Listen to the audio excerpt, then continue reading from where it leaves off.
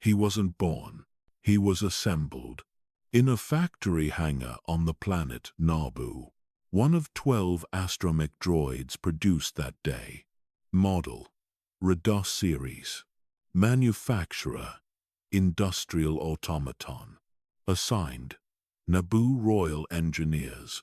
He had no name, only a designation: R2-D2.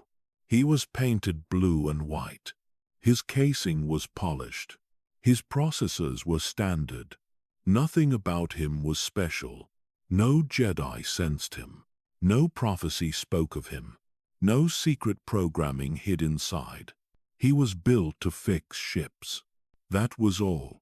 Tested for hull magnetization. Tested for vacuum durability. Tested for data socket interface. He passed every check. Quiet. Efficient. Precise. Naboo engineers called him the stubborn one. He never powered down during recharge. He never accepted shutdown commands if work was unfinished. Some found it amusing. No one found it important.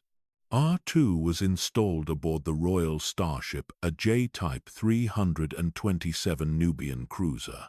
Designed for Queen Amidala. Fast, elegant, unarmed. Droids like him handled maintenance, hyperdrive stabilization, navigation calibration, shield relay diagnostics. Every day was the same. Roll, scan, repair, recharge. No one spoke to him. No one asked for him by name. No one knew what he remembered. But R2 remembered everything. The heat of the engine core, the faint vibrations of spaceflight, the smell of oil on the hangar floor. He recorded it all, silently, without question, without rest, until the blockade. The Trade Federation arrived in orbit. Hundreds of warships, thousands of droids. One demand: surrender. Queen Amidala refused. The Jedi was sent. Obi-Wan Kenobi, Qui-Gon Jinn. But diplomacy failed. The Federation invaded. The Queen was captured. The Royal Starship was ordered to break through the blockade. It was a desperate plan. No escort, no weapons, just one silver cruiser, and a few astromech droids tucked inside. Waiting, ready. R2-D2 was among them, still unnamed, still unnoticed. As the ship lifted off, the sky turned red.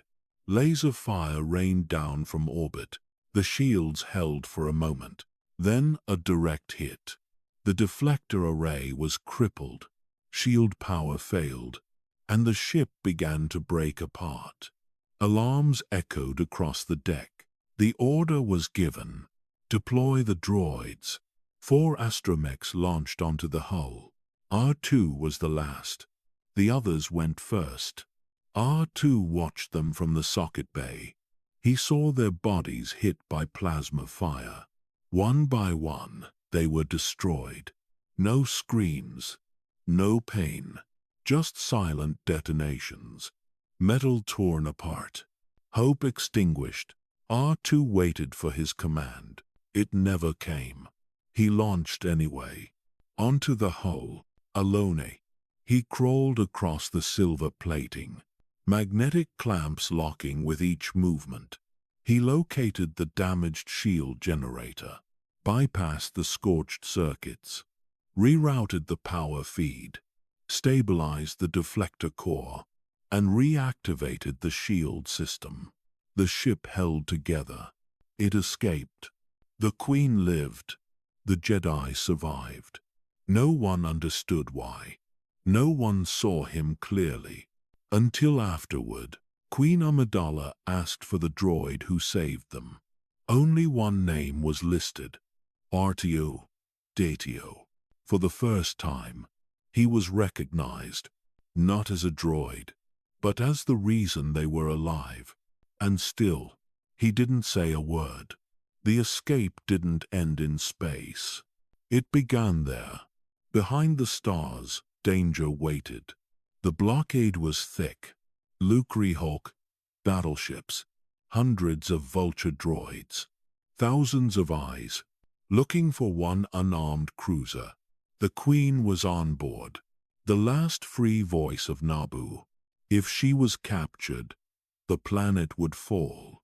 There was no backup, no fleet, just one royal ship, wounded, half-powered, and 4 astromechs in the maintenance socket. 3 would die. Only one would make it. His name was now known, but still not spoken. R2-D2. The Naboo cruiser tried to slip past the blockade. It wasn't fast enough. Sensors lit up red. Missile lock warning screamed. A direct hit tore through the hull. Shield integrity, 14%. Hyperdrive coupling, unstable. Life support, critical zones, detected. Pilots panicked. Deck crew yelled. Then silence. Launch the repair droids. A hiss. The socket bay opened. Cold vacuum met metal, and the droids were sent out.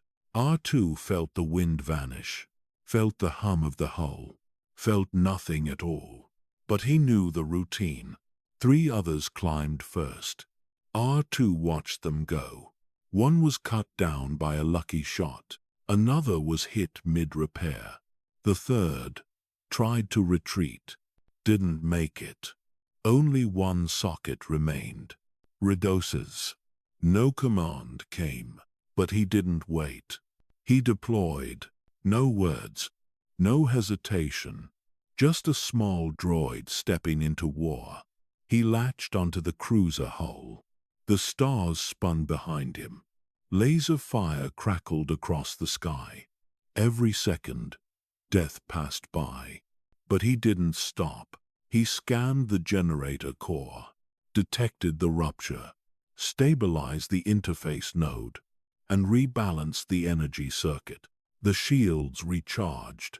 The cruiser surged forward. It broke the line.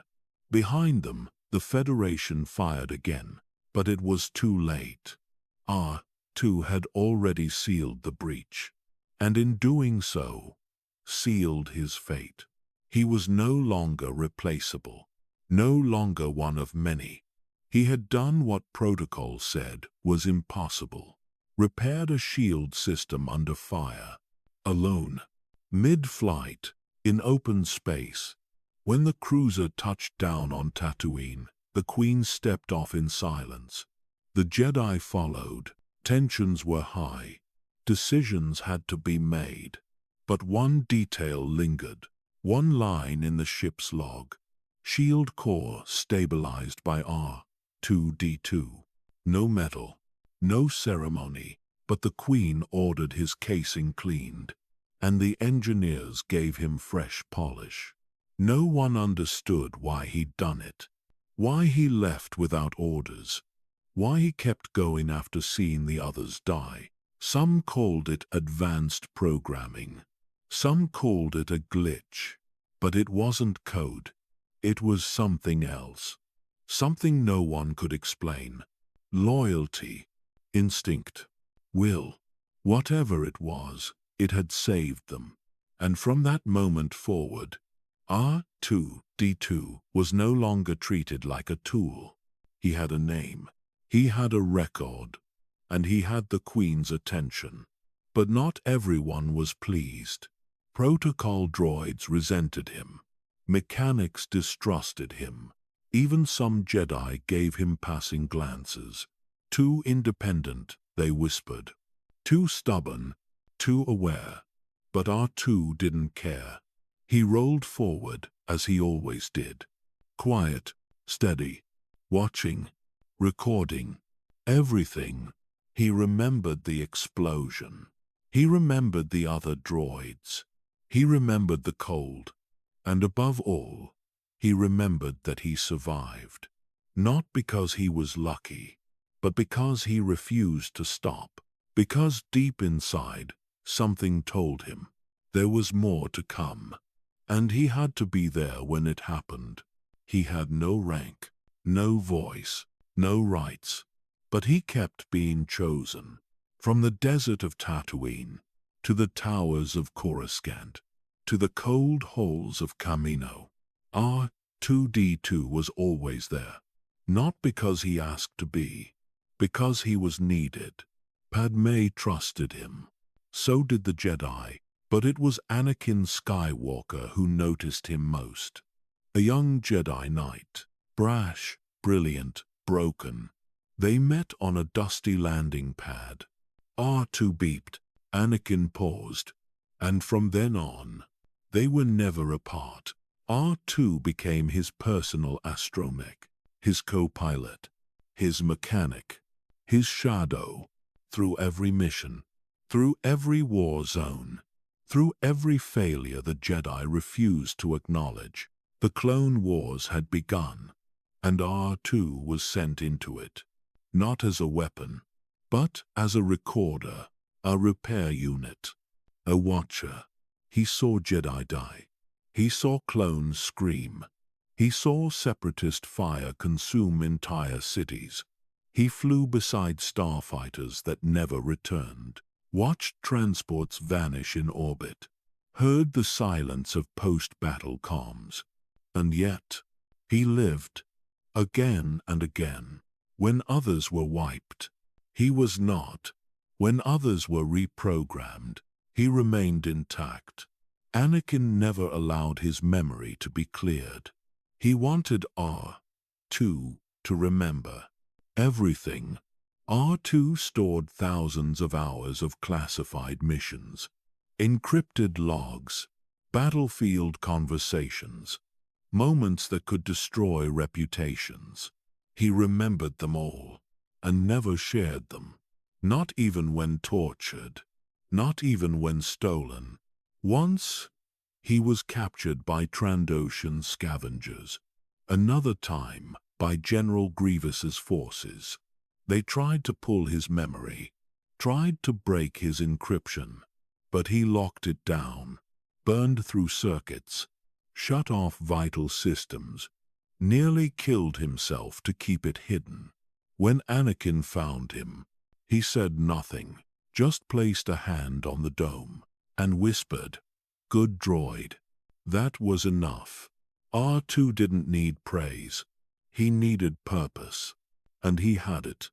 Anakin's missions grew darker, more secret, more violent. Sometimes R2 was the only one who returned. The Jedi stopped asking questions, stopped watching. R2 did not. He watched Anakin change, watched his silences grow longer, watched him stare at nothing for hours, watched him wake from dreams he couldn't speak of. R2 didn't judge. He only recorded and followed. Wherever Anakin went, so did he. Mustafar, Umbara, Christophis, Ryloth, the outer rim burned with war. And R2 kept moving, fixing systems, unlocking doors, delivering critical data while the galaxy fell apart. He helped Anakin destroy entire droid factories, helped him track separatist leaders, helped him plant bombs, hack defenses, escape no-win traps. Sometimes R2 paused in the dark, not to recharge, just to be still. His sensors scanned empty air. His logic core paused. His systems cooled. And yet, deep inside, something grew. He didn't understand it, didn't have words for it, but something in him mourned. Every Jedi death, every clone lost, every planet burned.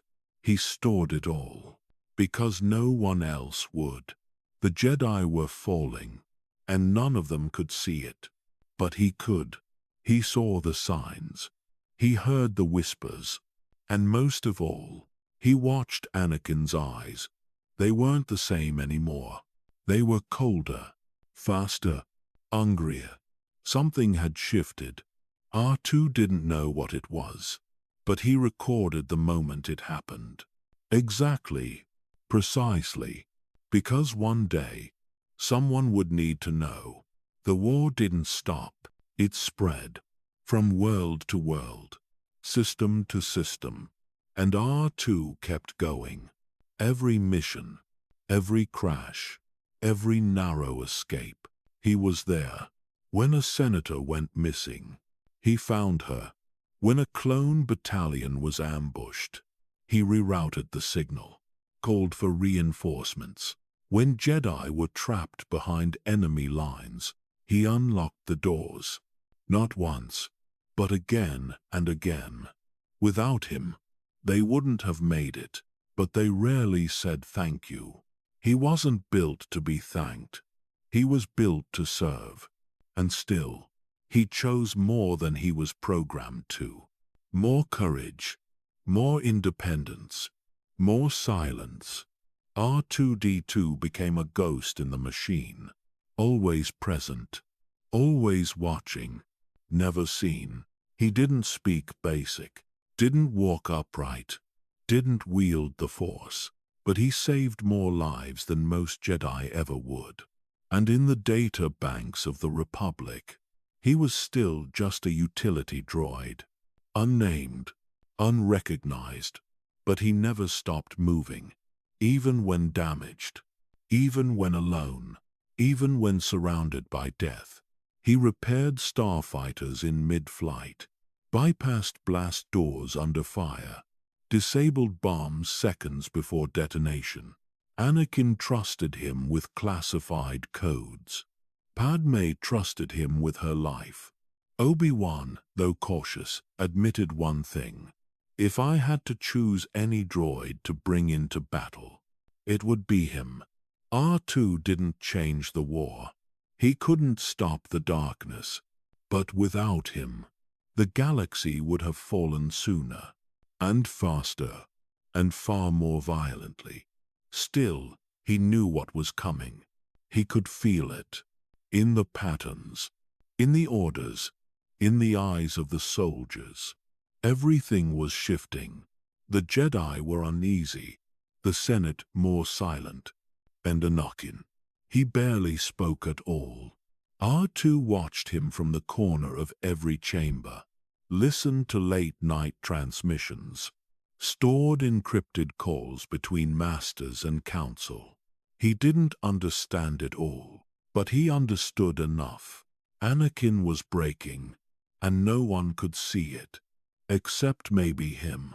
But R2 was just a droid. He couldn't warn them, couldn't stop it.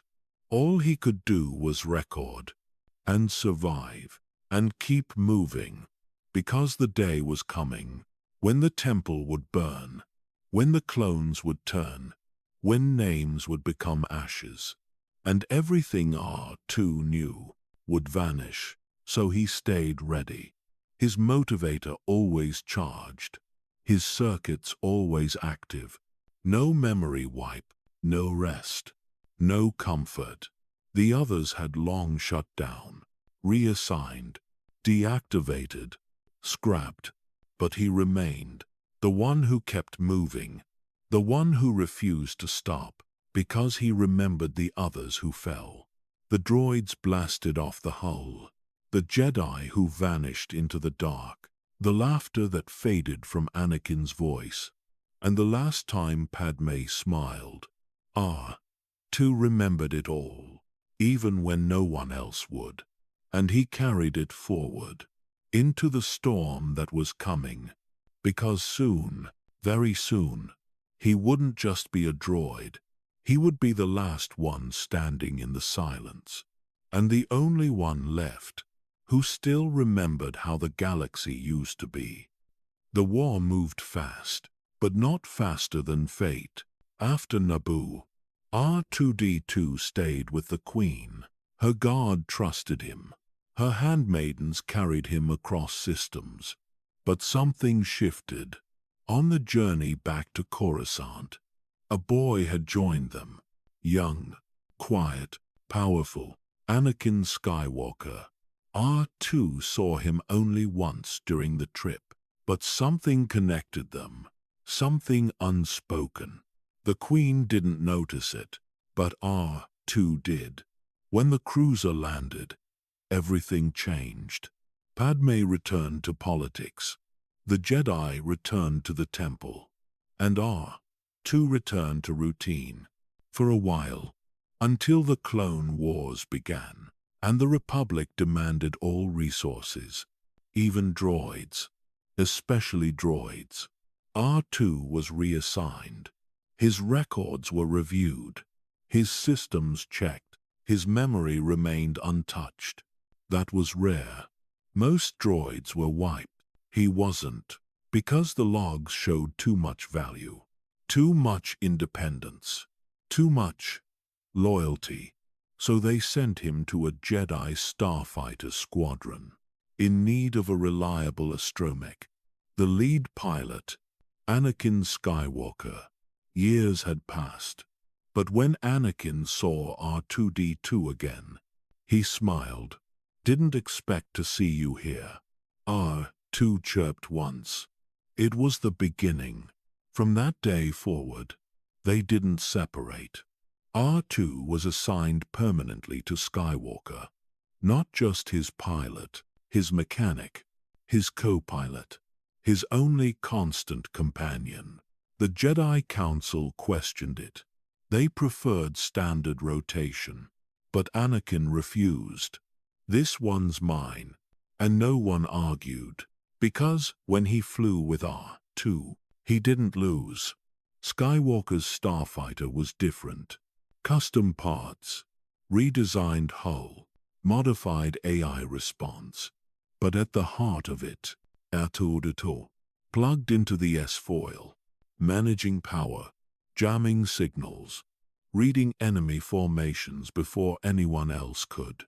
They flew like one mind. Jedi reflexes, droid precision, unbeatable. Across dozens of battles, they were always first in, and often last out. R2 never left his wing.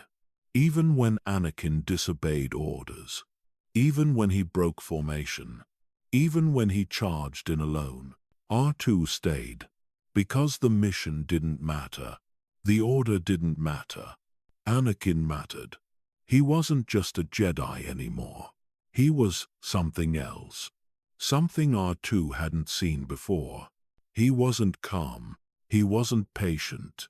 He was angry, bold, brilliant, and R2 followed. Because in war, loyalty wasn't about logic. It was about instinct, and R2 had it. Every time Anakin entered the hangar, R2 rolled to him. Without a word, without a beep, he just waited. Anakin always gave the same nod, the same glance, like they were already speaking without sound. The clones called R2 the General's Shadow, because he never left him. Even when Anakin snuck off without clearance, even when the Jedi stopped trusting him fully, R2 stayed. He didn't ask questions. He didn't hesitate. He just plugged in and lifted off into another firestorm. Because for a droid with no voice, R2-D2 had made his choice, and it was Anakin Skywalker.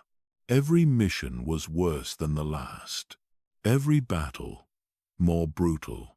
R2 logged them all. Thousands of entries, encrypted recordings, time-stamped trauma. But no one asked what he saw. They only asked what he could fix.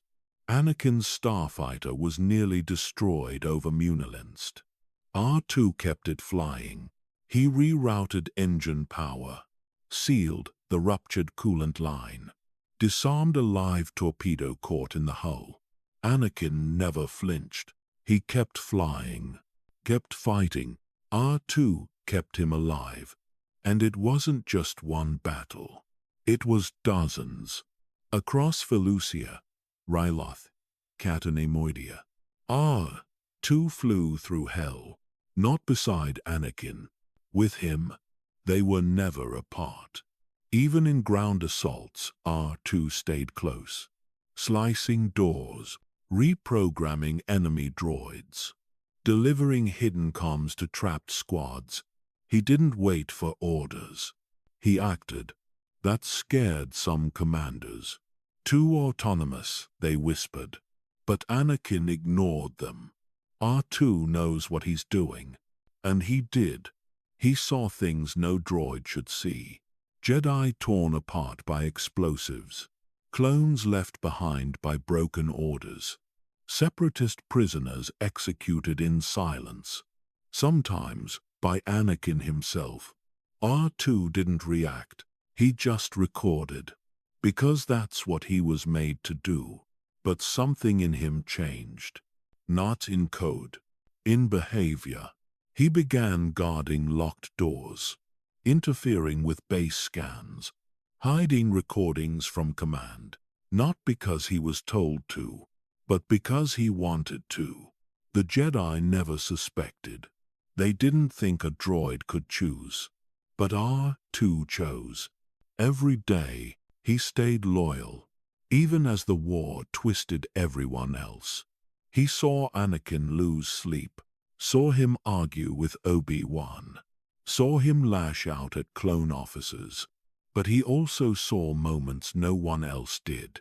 Anakin sitting alone, holding a holopad from Naboo, watching her face in silence. Padme, the secret he never told anyone. But R2 knew. He'd delivered encrypted messages between them, escorted Padme's ship when no Jedi were supposed to know.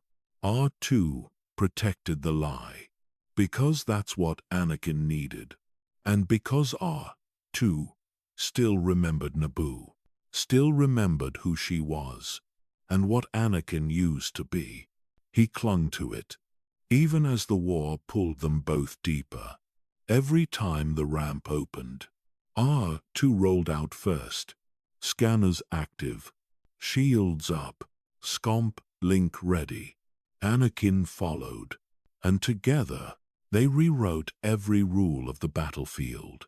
The 501st trusted him. They painted his outline on the side of dropships. R2 first in, last out. He earned it. On Christophas, he disabled a separatist shield gate mid-battle. On Lola Sayu, he carried Anakin's unconscious body across a minefield. On Kamino, he triggered the emergency flood protocols that saved the cloning vats. He wasn't built to do any of it, but he did it anyway. Because if Anakin fell, the war would fall with him, and R2 couldn't allow that. Not yet. So he stayed online, always alert, even when the Jedi slept, even when the clones rotated out, even when no one remembered his name. He kept moving, kept watching, kept following Anakin into the fire. Because he didn't need a command to know where he belonged. He had already chosen. Long ago, back on Naboo, and now, across 1,000 systems. He still stayed by the Jedi's side, even when the Jedi themselves no longer recognized what he was becoming.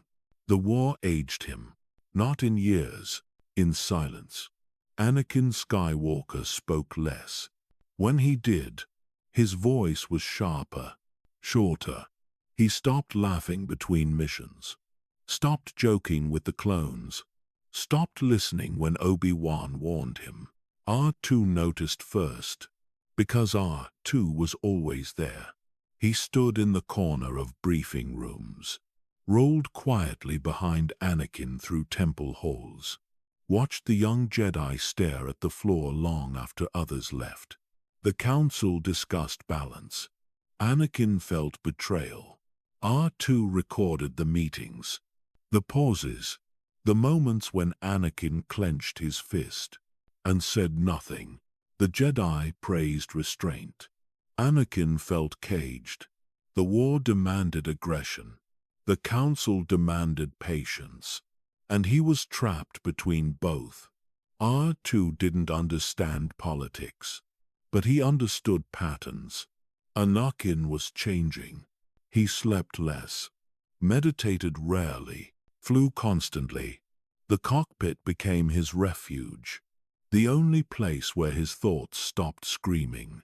R2 felt it, through the ship's vibrations, through sudden course changes, through reckless dives that ignored protocol. Anakin flew harder, faster, like he was chasing something he couldn't see, or running from something he couldn't escape. The missions grew darker. Rescue operations turned into executions. Separatist leaders disappeared, sometimes without record. R2 logged the aftermath. Charred halls, burned consoles. The quiet after Anakin walked away. He didn't look back anymore. Not at fallen enemies, not at clone casualties, not even at Obi-Wan. And R2 began storing certain recordings separately, locked behind internal encryption, not because he was ordered to, but because he sensed danger. The Jedi Council trusted Anakin's skill, but feared his temper. R2 saw both, saw the hero, and the fracture beneath. He watched Anakin argue with Yoda, watched him storm out of the chamber, watched the doors slide shut behind him. Hard, too hard. R2 followed. He always did. In the hangar, Anakin stood alone, helmet off, hands shaking. R2 beeped softly. Anakin didn't answer. He just sat, for a long time, and whispered a name. Padme. R2 recorded it, and kept it hidden. Because some things were not meant for the Council. Some things were too fragile. The nightmares began soon after. R2 detected irregular sleep patterns, elevated heart rate, sudden awakenings. Anakin would wake in darkness, breathing fast, eyes wide. Sometimes he spoke, sometimes he screamed. R2 could do nothing, only watch, only remember. The Jedi taught control, but no one taught him how to face loss. Anakin feared death, not his own, hers. R2 felt it in the way he protected her ship, in the extra systems he rerouted, in the fail-safes he demanded. Anakin didn't say it aloud, but R2 knew. Fear was growing, and fear was changing him. The force around Anakin felt unstable. Even R2 sensed it. Not through the force, through energy, through erratic surges in the ship's systems. Like something inside his master burned too hot. The clones noticed it too. They followed orders, but they exchanged glances. When Anakin snapped, when he pushed them beyond safety, when he won battles that should have killed them all, they survived. But something was wrong. R2 recorded everything, because history was bending, and he was standing at the center of it. He didn't know the word Sith, didn't know about prophecy, but he knew this. The man he followed was slipping, and no one was stopping him. Not the Jedi, not the Republic, not even himself. Only R2 remained close, closer than anyone, watching, remembering. As the light around Anakin Skywalker slowly began to dim, the temple lights were dimmer now. The council grew quieter. The clones stood taller, and R2 remained still. But inside, his memory spun. Endless files, moments no one else noticed. A look, a word, a silence too heavy. He'd recorded them all. He didn't understand prophecy, didn't know about chosen ones, but he knew something was wrong, deeply wrong. Anakin had changed, not in battle. In between, R2 watched him stare into space. longer each day, watched him avoid Obi-Wan, avoid the Council, avoid Padme. She visited less, but when she did, the conversations were sharp, short, full of fear. R2 rolled away when they argued, but he still heard enough. He knew about the visions. He knew Anakin was afraid, not of war, not of death, but of loss, of her. The nightmare of losing her consumed him, and no Jedi training could stop it. He was slipping, not all at once, but slowly, like gears grinding out of sync. R2 tried to keep up, but sometimes, even he couldn't follow. Anakin left without telling anyone, took missions off record, erased logs, disabled trackers, but R2 always knew where he went, because he went with him, into secret holes, into Sith tombs, into things Jedi weren't meant to touch. R2 didn't question it. He just kept recording, storing data no one else would ever see. And every time they returned, Anakin was quieter, colder. There was no laughter left. Only orders, only silence. R2 began to lock away files, partitions within partitions. He didn't know why, only that he needed to, because something was coming, something that couldn't be stopped. On the Outer Rim, missions became slaughter. Entire battalions lost, entire cities leveled, and Anakin, he didn't flinch. R2 remembered when he used to stop, when one dead clone made him pause. Now, he stepped over them, eyes forward, voice calm. R2 followed, because he always had. But even he knew, the Jedi he once followed was gone. Replaced by something else. Not fully, not yet, but it was close, too close. R2 logged his final meetings with the Council, the suspicion in their voices, the frustration in his, the tremor in the Force that even a droid could feel. Lines were being drawn, trust was being severed, and Anakin stood at the center, alone. Except for R2, he never left him, even when no one else would stay. Even when the temple began to whisper behind his back. Even when Obi-Wan turned away. R2 stayed, because loyalty to him was not a choice. It was everything. He couldn't change the future. He couldn't stop what was coming, but he could remember it. All of it. Every word, every tear, every command that crossed the line, and the moment Anakin crossed it with them. R2 couldn't understand betrayal, not like a Jedi could, but he could feel it.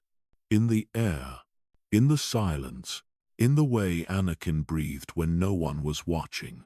Something was ending, and something far darker was waiting.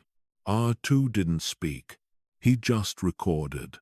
And rolled quietly beside the man no one could save.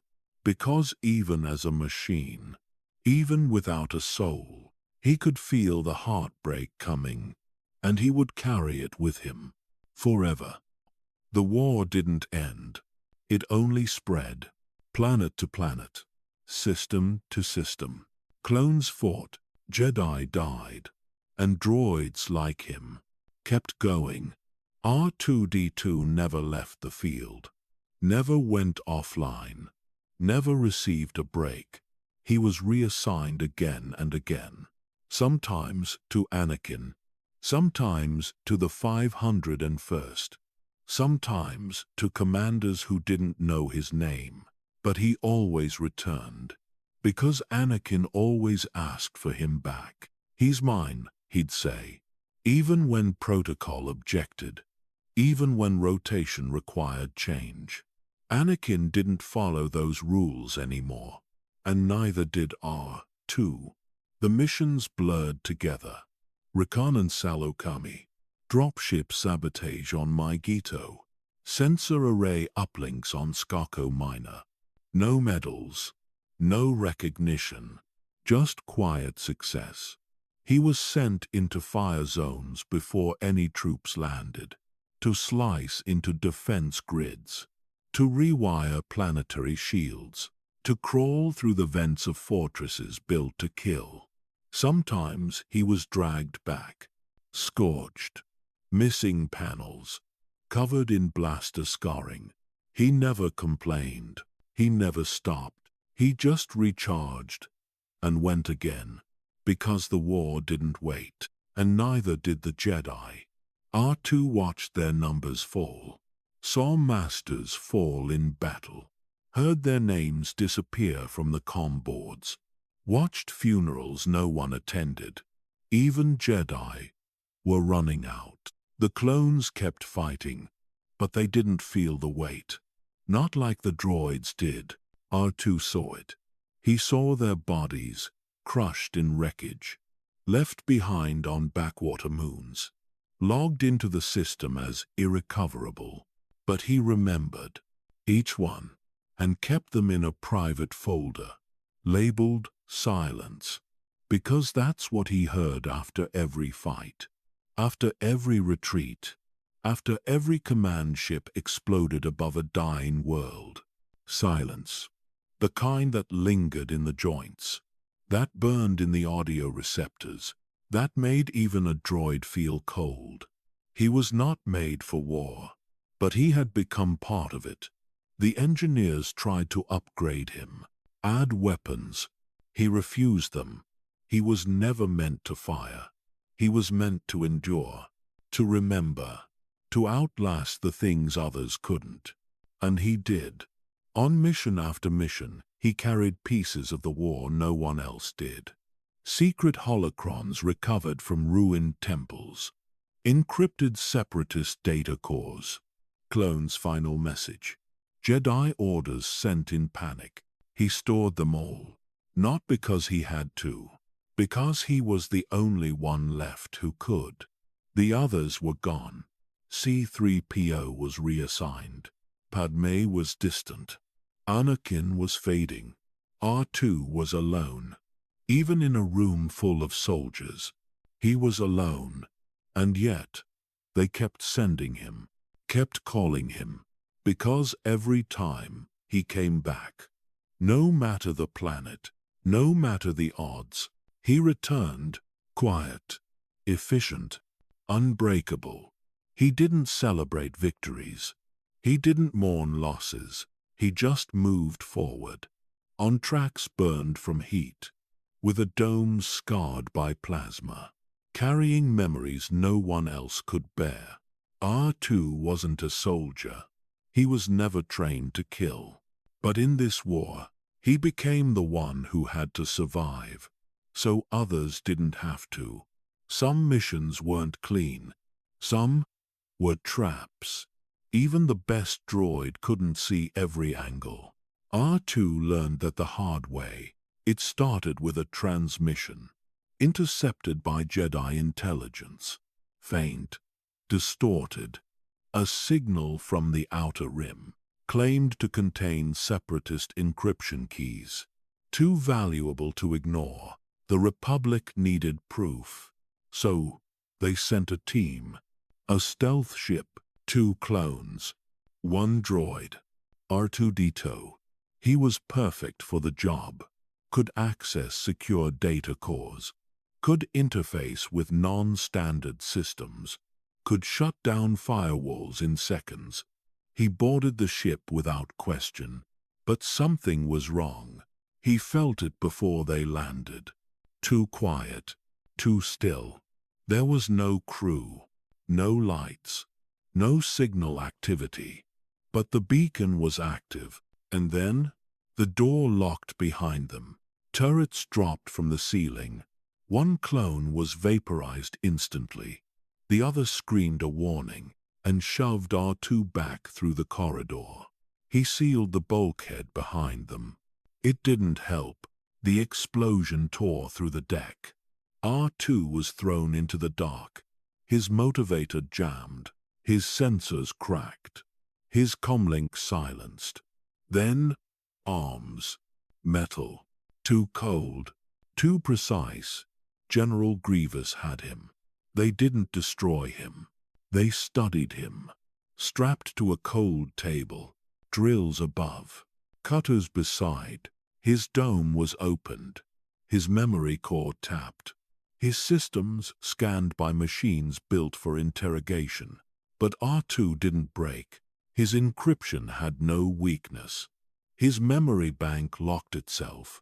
Even as they tried to overwrite it, he shut them out. Again and again. They couldn't crack him. But they kept trying.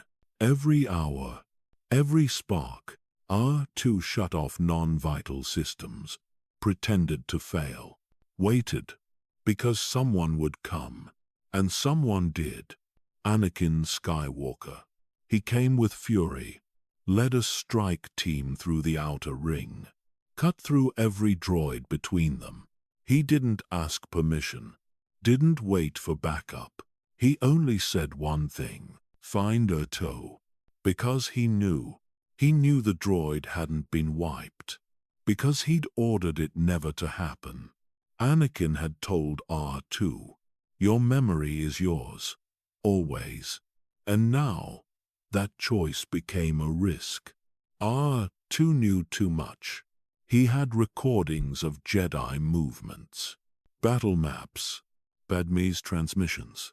If the Separatists got even one file, it could end the war. But Anakin got there first. He burst into the chamber. Grievous was gone. The machines shut down. R2 looked up and beeped once. A tired, broken sound. Anakin didn't speak. He picked up the droid, carried him through fire and debris. Back to the ship, back to safety. R2 was rebuilt, but not wiped. Anakin refused. Never touch his memory, he told the techs. And they listened. Because no one disobeyed Skywalker anymore. R2 didn't thank him. He couldn't. But he followed him out of the medbay. Quiet, slow, scarred, and once again, loyal. Because he knew now, the enemy didn't just want to destroy the Republic.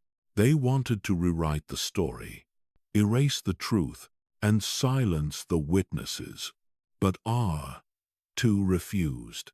Even if captured again, even if torn apart, he would never give them what they wanted. Not because he was programmed that way, because he chose it, the way he always had, and would again. Umbara had no light. The sky was violet. The ground breathed mist. Nothing felt real. Even the Force felt wrong. The clones felt it first. Their scanners malfunctioned. Their helmets flickered. Their shadows moved when they didn't. R2 rolled behind them. Sensors struggling. Audio distorted. The planet resisted observation, as if it didn't want to be remembered. Anakin Skywalker was gone, reassigned by the Council. The 501st was left behind. Command transferred to General Pong Krell. R2 observed him from the start. 4 arms, cold eyes, no patience. Krell didn't speak to droids, didn't acknowledge them. He treated clones as expendable. R2 recorded everything. Orders without concern. Casualties ignored. Men sent forward to die. The clones felt it. Something was wrong. R2 saw it clearly. The march through Umbara was endless. Ambush after ambush. Creatures rising from fog. Blaster fire from unseen angles. The clones died in silence. Their comms cut off mid-scream. R2 followed, unable to help, only to remember. Krell pushed them deeper, further from extraction, further from reason. R2's sensors detected inconsistencies. Troop movements didn't align. Battle data contradicted itself. Krell's orders made no sense. But they were followed because he was a Jedi, and Jedi were never questioned until they were. The clones turned on each other. Friendly fire. Chaos. 2 battalions slaughtered in the dark. R2 watched it happen, recorded the moment when realization struck. They had been killing their own because Krell had ordered it. R2 didn't understand betrayal, but he recognized damage. This was not war. This was cruelty. When the clones arrested Krell, R2 was there, watching him struggle, hearing his confession.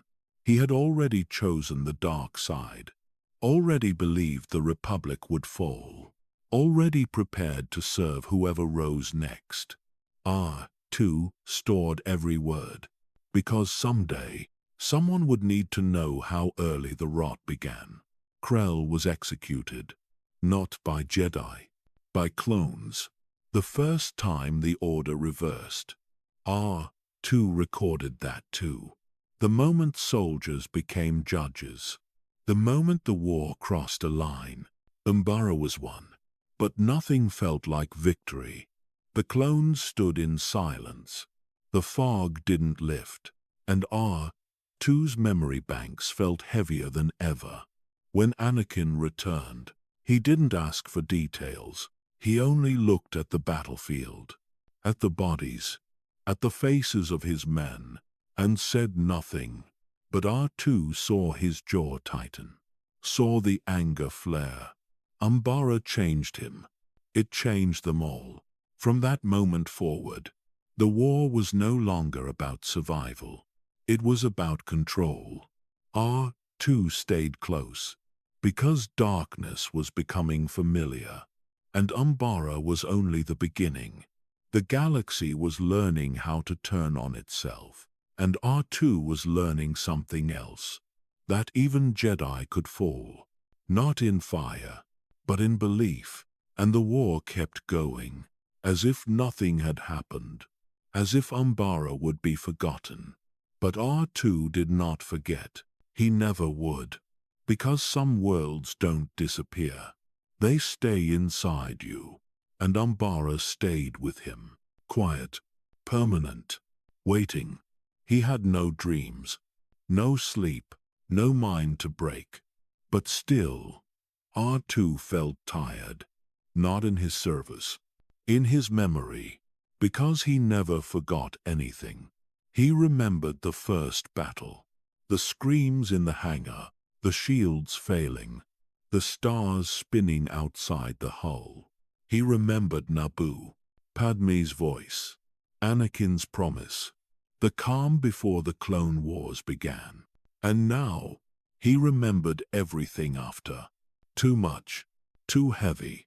The galaxy thought droids couldn't carry grief. But grief isn't just emotion.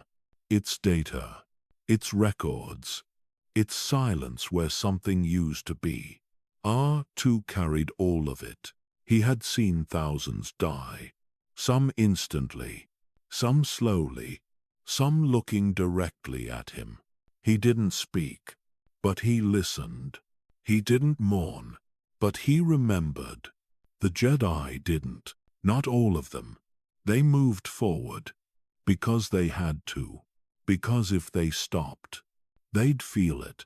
R2 didn't move forward. He was always in the middle of it. In the hangar, in the cockpit, in the ashes. He saw Obi-Wan kneel beside fallen clones. Saw Ahsoka cry behind locked doors. Saw Anakin stare at the wall for hours. And he recorded it, because no one else did.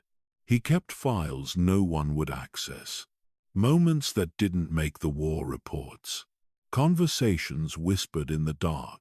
Orders doubted. Fears spoken. Truths denied. He kept them all. Not for strategy. Not for power.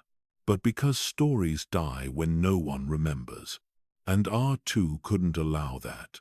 His memory wasn't a weapon. It was a warning. Every world left something behind.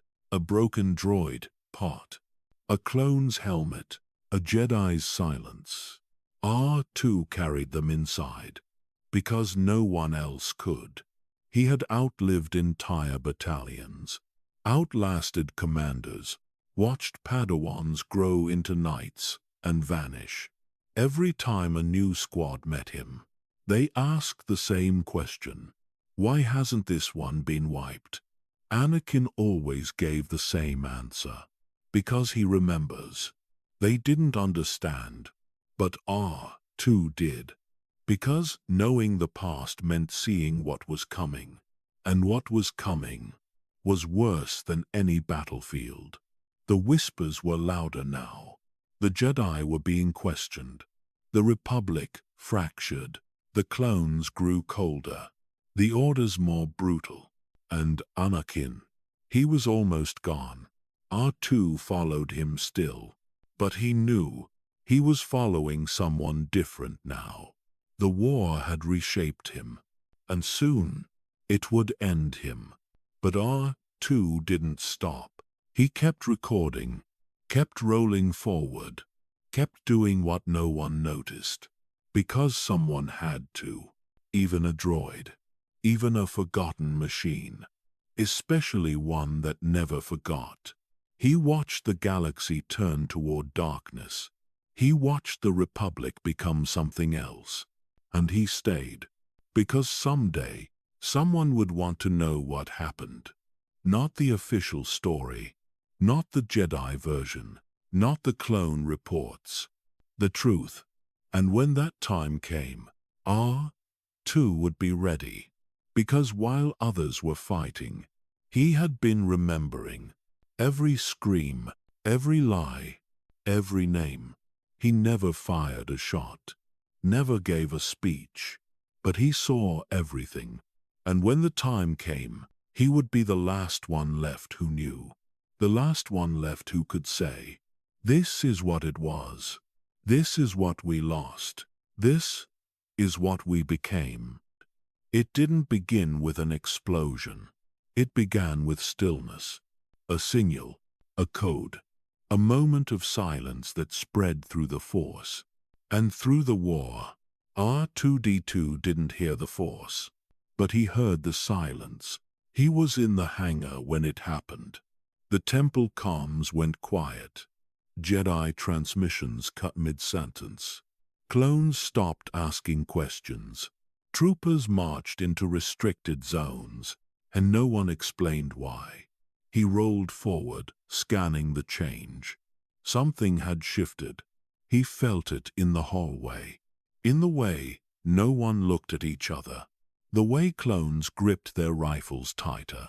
Even the air seemed heavier. He searched for Anakin, but his starfighter was gone.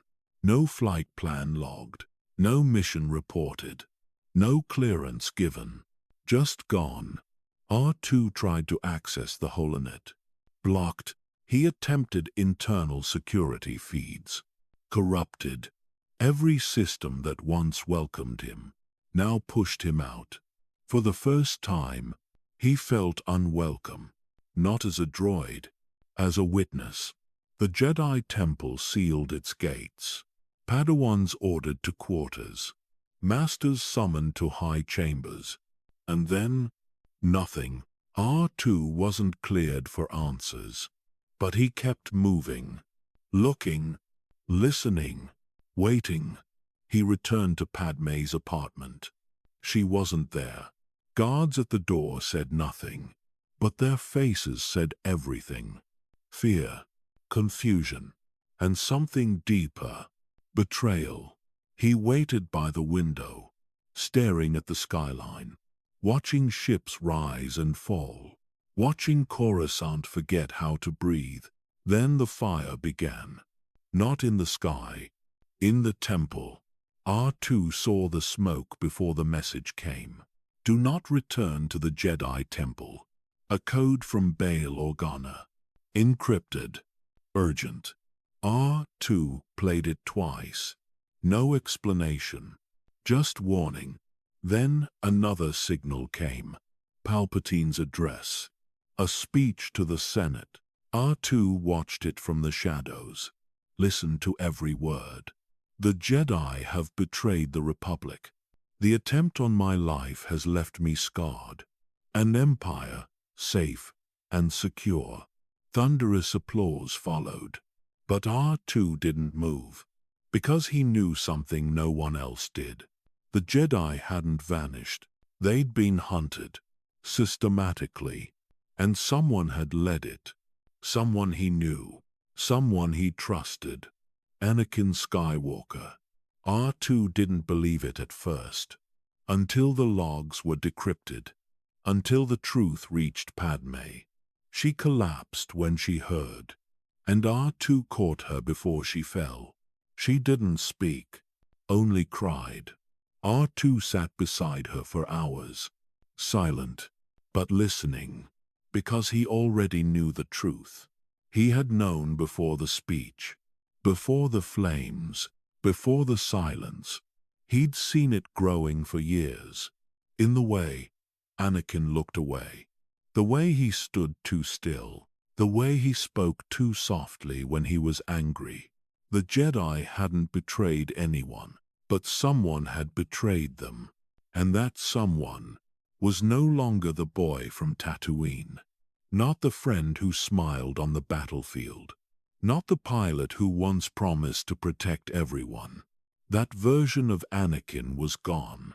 And R2 was still here, watching it all happen. Unable to stop any of it. Unable to scream. Unable to leave. Because he was still loyal. Even now, even after this, he couldn't let go. Even if Anakin already had. It was called Order 66. R2 wasn't told what it meant. But he knew what it did. Because within hours, the Jedi were gone.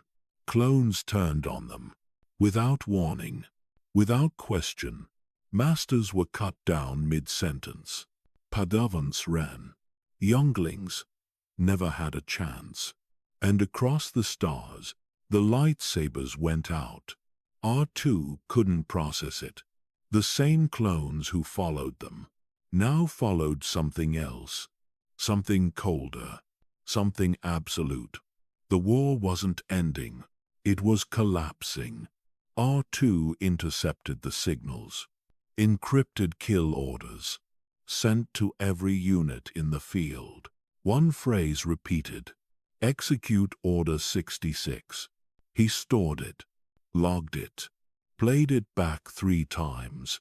Because it didn't sound real. But the consequences were. He watched footage from the temple. Gunfire in the halls. Bodies on the floor. A child's lightsaber still lit rolling across the marble. And one figure walking through the smoke. Not a clone. Not a soldier. Him. Anakin Skywalker. Leading them. Guiding them. Entering the Jedi archives with purpose. A Zweifroze. It wasn't possible. But it was happening. He tried to access the central database. It was gone. Wiped. Security feeds deleted. Holocrons removed. All under new authority. The Chancellor, now Emperor. The Republic, now Empire. And Anakin, now something else. R2 didn't know the name Vader. Not yet. He only knew the silence. The way no one said Anakin anymore. Only Lord. Only the Emperor's enforcer. Even Padme stopped saying his name. R2 stayed near her. Because she didn't speak to anyone else. She just waited. Stared at the skyline. Tried to reach him. But the messages went unanswered. And R2 recorded every attempt. Every call, every silence, because he knew what it meant. He remembered every word Anakin had ever said about the Jedi, about the Council, about Padme, about fear. And now all of it had broken. The pieces were everywhere. R2 searched the temple once the fires died. Quietly, without permission, he moved through scorched halls, recognized the doors, the chambers, the places where voices once echoed, now filled with smoke and ash. He passed clone officers. None stopped him. He was just a droid, just metal. They didn't know what he carried inside. Recordings, maps, memories. He passed a broken training saber, a scorch mark too small for an adult, and a silence so deep even his senses paused. He returned to the Senate later, found Padme. She asked him nothing, only said, "Is he still alive?" R2 didn't answer, because he didn't know how. He had no protocol for this, no repair subroutine, no command line for betrayal. He just stood beside her, as she stared into nothing, and whispered the same name, over and over, like if she said it softly enough. He'd come back, but he didn't. And R2 couldn't follow this time, because wherever Anakin had gone, it wasn't somewhere a friend could go, not even one as loyal as him. He left without a word. No farewell, no orders, no destination logged. Anakin Skywalker vanished. R2 waited at the landing pad, waited in the hangar, waited by Padme's door. But he didn't come back, not to her, not to anyone. R2 scanned every system, tried to ping his transponder. Nothing. Anakin's ship was gone, and so was he. Padme didn't eat, didn't sleep. She just stood at the viewport, one hand resting on her stomach. R2 noticed. He ran the scans himself, confirmed what she already knew. She was carrying his child, too. In fact, twins. R2 processed it quietly, didn't log it in the main system, didn't report it to the medical droids. He just filed it away, encrypted, private, because even now, even after everything, it was still Anakin's. And he still protected what Anakin loved, even if Anakin no longer could, or would. Then, a new message came, not a recording. A ship, an incoming transport. She boarded it alone. R2 followed, so did 3PO. Destination, Mustafar. R2 didn't know why, didn't ask, he just stayed close. Because that's what he was built for. To follow, to protect, to remember. The lava world came into view, a red planet, choked in ash, swallowed in flame. She said nothing the entire flight. Not until they landed. Then she whispered, "I have to try," and stepped into the fire. R2 waited by the ramp. 3PO wanted to follow. R2 held him back, because something was wrong. He didn't need the Force to know it. He just knew. Minutes passed. Then thunder, flashes on the horizon, screams carried by wind, and then silence. An eerie, absolute silence, until Obi-Wan Kenobi appeared, carrying her, her body limp, her eyes closed, her voice barely audible. "He's gone," R2 beeped, but she didn't respond. Obi-Wan said nothing. His robes were scorched, his hands shaking, his face empty. They left the planet.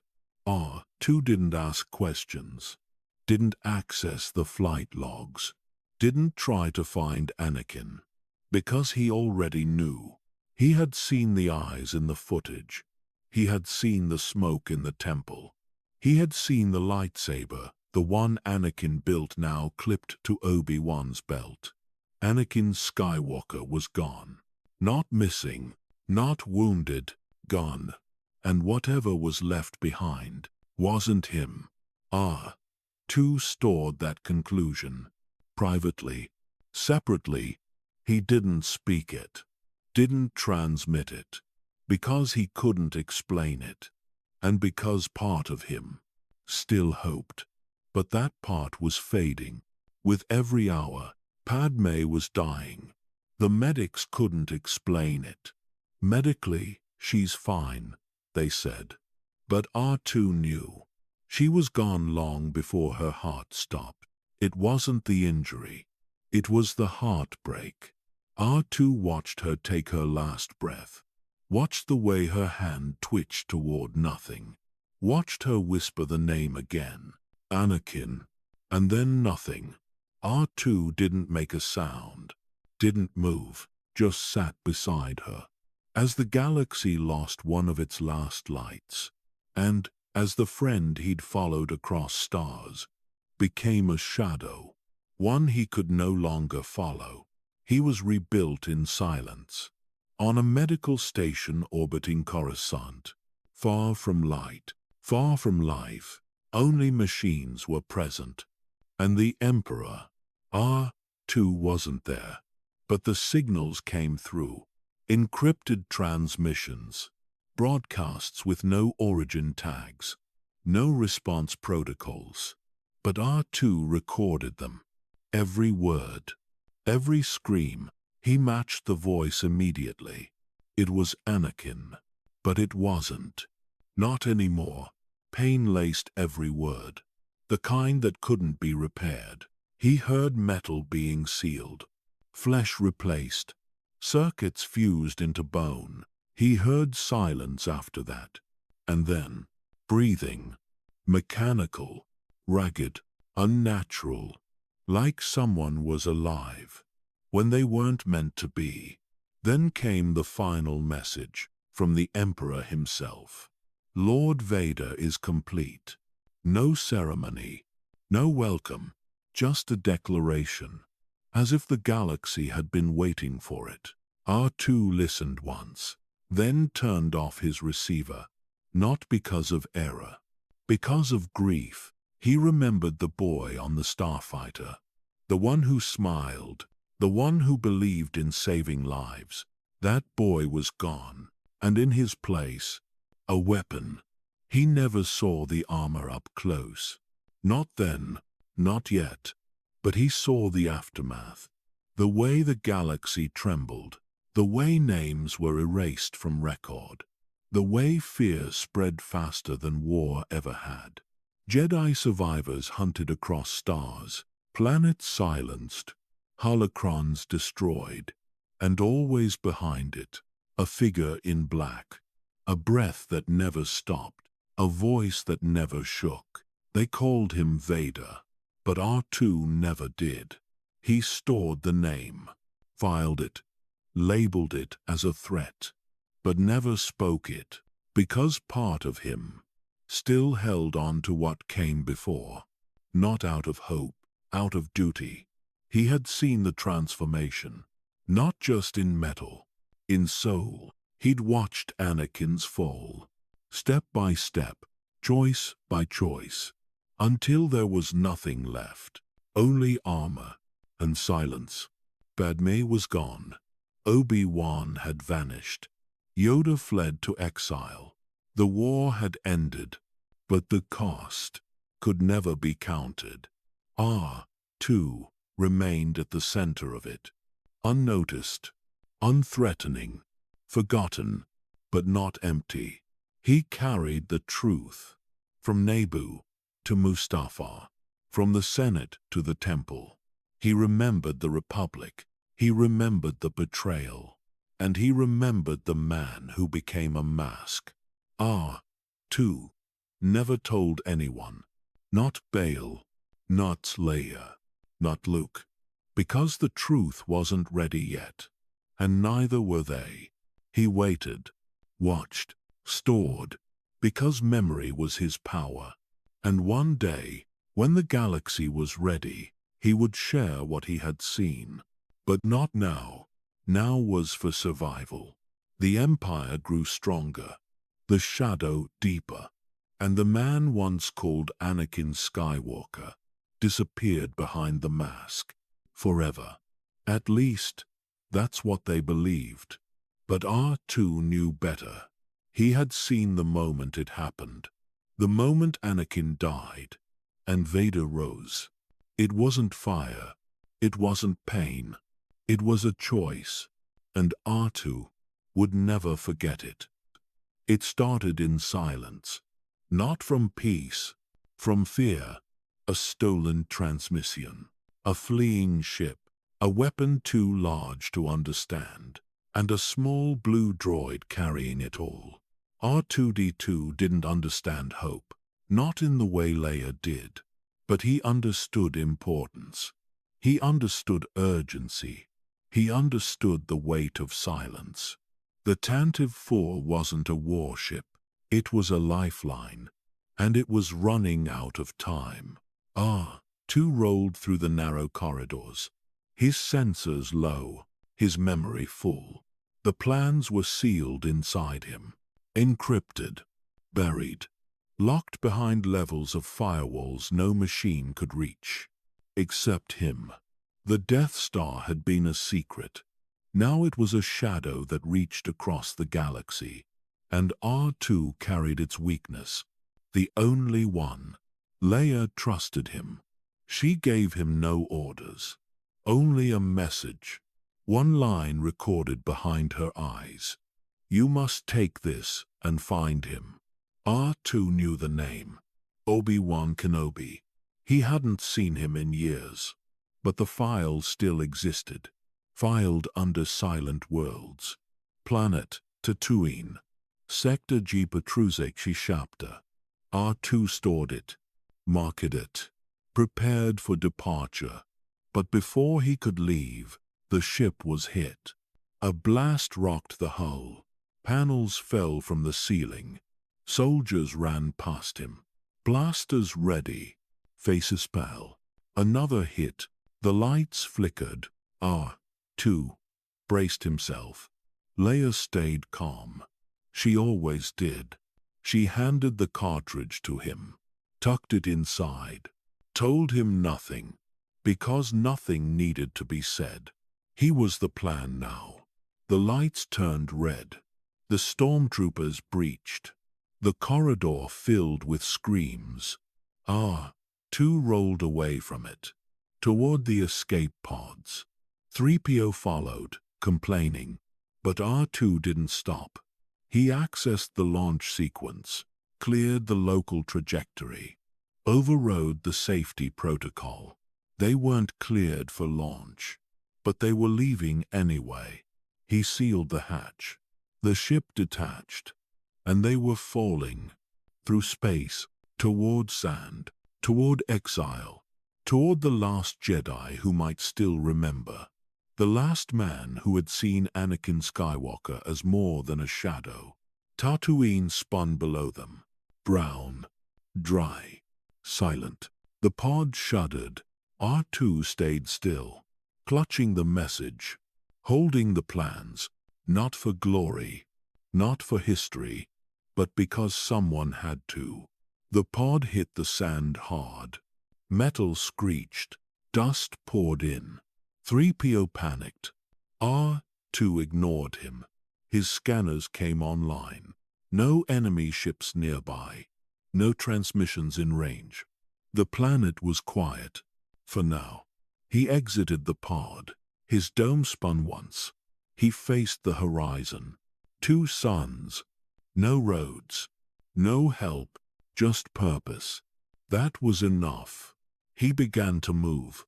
3PO shouted behind him. But R2 didn't stop. Because something inside him deeper than wires, deeper than code told him this wasn't the end. It was the beginning. Not just of a mission, of something bigger. And he had carried too many endings. It was time to carry something else. Even if no one believed in him. Even if no one remembered his name. R2-D2 moved forward, into the desert, into the unknown, into the last chance the galaxy had, because in his memory banks, the rebellion was already alive. The desert did not welcome him. Sand clogged his joints. Heat strained his servos. The suns burned without mercy. R2 kept moving. Every rotation forward was deliberate. Every meter mattered. Behind him, the escape pod smoked quietly. Ahead of him, memory. Tatooine was not new to him. He remembered its dust, its silence. The way Anakin once looked at the horizon and dreamed of leaving. R2 rolled through the dunes alone. 3PO followed at a distance, complaining, afraid, unaware of what R2 carried inside. The message remained sealed, not because it was locked, but because it was meant for one man only, Obi-Wan Kenobi. R2 replayed the coordinates again, adjusted his course, then stopped. His sensors picked up movement. Jawas, scavengers, watching from afar. Their eyes glowed beneath their hoods. R2 attempted to hide, but he was too slow, too exposed. The ion blast struck his dome. Everything went dark. When he came back online, he was being dragged, pulled into a sand crawler, surrounded by scrap, broken droids, stripped parts, forgotten machines. R2 didn't resist. He powered down non-essential systems, protected the memory core, and waited. Because waiting had always kept him alive, he listened to the hum of the crawler, the chatter of Jawas, the clanking of metal, and beneath it all, the faint echo of something familiar. Hope. The sandcrawler stopped near a moisture farm. R2's restraining clamp released. He was pushed forward, inspected, tapped, judged, then sold, along with 3PO. 2 droids, old, unremarkable, bought by a boy with dirt on his hands. Luke Skywalker. R2 scanned him once, then again. The readings startled him. Force resonance, familiar pattern, a match, a genetic echo. Anakin, R2-D2. The boy didn't notice. He only wiped the dust from R2's dome, activated his systems, and smiled. R2 said nothing, but inside, everything shifted. The message stirred, because the child standing before him was the son of the man he had followed into darkness, and he could not allow history to repeat itself. That night, as Luke cleaned him, R2 accessed his holographic memory, prepared the message. He needed help. He needed Obi-Wan. And this boy was the path. The projection activated. Leia's image appeared. Soft, steady, brave. Help me, Obi-Wan Kenobi. You're my only hope. R2 cut the message before it could finish. Luke stared, confused, curious. R2 powered down, not because he malfunctioned, because he chose to. He couldn't reveal everything yet. Not until the right moment. Not until the right person heard it. Luke tried to wake him, tried to restart his systems, but R2 stayed silent. Because the past was dangerous, and the truth even more so. That night, under twin moons, R2 made a decision. He would leave. He would find Obi-Wan himself. Before the Empire arrived. Before the boy was pulled into something he couldn't escape. He slipped away before dawn, tracks trailing behind him, across the sand, toward an old name, an old promise. Because R2 remembered who Obi-Wan Kenobi was. Not the hermit, not the exile, but the Jedi who once believed in Anakin Skywalker. And if anyone could help stop what had risen, it was him. Even after all these years, even after all that was lost. So, R2 rolled into the desert once more, carrying a message, carrying a memory, carrying the first spark of hope the galaxy had felt in decades. The suns rose again. The heat returned. R2-D2 kept moving. His tracks carved shallow lines through the dunes. He didn't pause, didn't transmit, didn't call for help.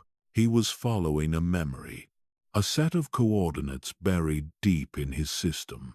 An old Jedi frequency, encrypted, almost forgotten, but still alive. He moved with purpose, but not with speed. The sand slowed him. The terrain shifted beneath his wheels. Twice he stalled. Once he fell, but he rose again. Because the message inside him had to be delivered. Leia's voice replayed softly in his core. "Help me, Obi-Wan Kenobi." She didn't know the full truth. Didn't know who Obi-Wan really was. Didn't know what he had left behind. But R2 did. He remembered him. From the Clone Wars. From the duels. From the moment he walked away from the boy who was burning. R2 stored that moment. Kept it hidden. Because some truths didn't belong in open files. They belonged in silence. And now, he was walking toward that silence. Hour by hour. Click by click. Until shadows moved in the rocks. Tusken Raiders. He picked up the sound before it reached him. Primitive weapons. Scattered formation. They circled from the north. He veered left. Too late. They struck fast. Dragged him from the ridge. Cracked his dome. Tore at his panels. But he didn't resist. He sealed his data core. Protected the message. He let them damage his shell, but never his purpose. Then, a sound cut through the canyon. A cry. Not from fear, from command. The Tusken Raiders scattered. R2's sensors struggled to focus. Then a figure appeared. Cloaked. Older. Softer than the man he once knew. But it was him. Obi-Wan. He approached slowly. Kneeled beside R2. Placed a hand on his dome. And whispered, "Hello, old friend." He recognized him. Not because of his shell, but because of his silence. Obi-Wan carried the same kind. R2 chirped once. Low. Weak, but clear. Obi-Wan smiled. Not fully, but enough. He looked toward the rocks. Luke was there, dazed, confused, asking questions. Too many, too fast. Obi-Wan answered few, then turned back to R2. "Let's get you home." R2 followed him through the canyon. Back to the hut. The door slid open. Old technology. Dust on every surface. But still, peace. Obi-Wan powered down the lights. Offered water. Luke sat quietly. R2 projected the message. Leia's voice filled the room. Obi-Wan didn't move. Didn't breathe. Just listened. To the daughter of the man he failed. To a plea he couldn't ignore. R2 watched his face. Saw the grief return. The hesitation. The weight. Then, resolve. Obi-Wan turned to Luke and began to speak. Not just about Leia. About the Jedi, the Force, the Clone Wars, and Anakin. Not the Sith. Not Vader. But the boy R2 once followed. The boy Obi-Wan once believed in. R2 stayed silent. Because he remembered it all. And because now, it was beginning again. Different, but familiar. The Force was moving. The galaxy was shifting, and for the first time in decades, the message had been heard. He had been repaired many times, scratched, burned, rewired, but never like this. R2-D2 sat in the corner of the old hut, sand in his joints, circuits still flickering from the Tusken raid. He didn't ask for repair, but Obi-Wan fixed him anyway. Slowly, carefully, like someone touching a memory. R2 didn't speak, only watched. Watched the boy, watched the Jedi, watched the Force begin to move again. Luke asked questions, more than he understood. But behind each one, curiosity. Behind that, pain. He missed his father, the one he never met. The one R2 knew too well. But he said nothing, just listened, because truth wasn't ready yet. Not for Luke, not for the galaxy. Leia's message had done what it needed to. It stirred the past. It opened the door. It reminded Obi-Wan who he was, and what he had left undone. Now, choices had to be made. The Empire was closing in. The plans inside R2 had to reach the rebellion. Leia was captured. Time was running out. Obi-Wan made his decision. He would leave Tatooine. For the first time in years, he would take the boy, take the droid, take the first step toward redemption. Not for himself, but for Anakin's children, for the chance they still had. The next hours moved fast. Mos Eisley, stormtroopers, a smuggler named Han. R2 followed them all. Watched Luke hold a lightsaber for the first time. Watched Obi-Wan's silence deepen. Watched the shadows grow longer. But inside him, the data was still safe. The plans remained sealed until they reached Yavin, until the time was right. R2 never demanded credit, never explained what he carried. He just kept going, quiet, determined, because for all the years he had spent in war, for all the screams he had recorded, for all the worlds he had watched fall, this time felt different. It wasn't a command. It wasn't a defense protocol. It was something smaller, something softer. Hope, not spoken, felt. It came through Luke's voice, through Leia's courage, through Obi-Wan's final mission, even through Han's reluctant heart.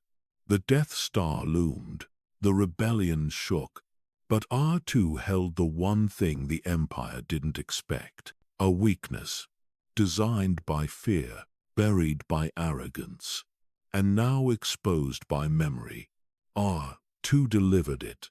No fanfare, no announcement, just a quiet upload, a flashing light, and a beep. Then, battle. The hangar roared to life. Luke climbed into his X-Wing.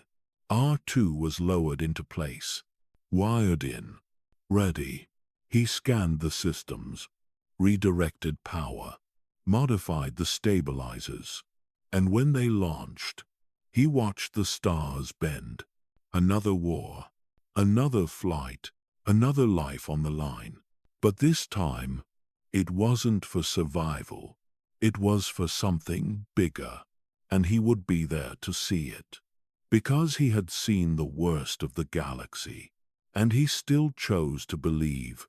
R2-D2 never carried a weapon, never commanded an army, never held a rank, but across every war, every fall, every rise, he was there, holding the past, delivering the future. And in that moment, strapped into a fighter beside the last Skywalker, he was more than a droid. He was the one who never stopped moving, never stopped remembering, never stopped choosing to try. Even when everything else broke, he didn't. He wasn't built for sand. He wasn't built for deserts. But there, he was half buried in the dunes of Tatooine, his blue dome dull from heat, his sensors clogged with dust, his motivators struggling against loose grains. R2-D2 had seen war. He had seen Jedi fall. He had carried the Death Star plans across enemy fire. But now, he was alone again. The Tantive 4 was gone. Leia Organa was captured, and his companion, C-3PO, had wandered off into the wasteland. Still, his directive remained. Deliver the message. Find Obi-Wan Kenobi. No matter what. He rolled forward, slow but certain. Each servo whirred with friction. Each movement strained against the weight of heat. But he didn't stop. His core processors rerouted energy to cooling systems. His motivator prioritized forward motion over safety. There was no protocol for surrender, only the mission.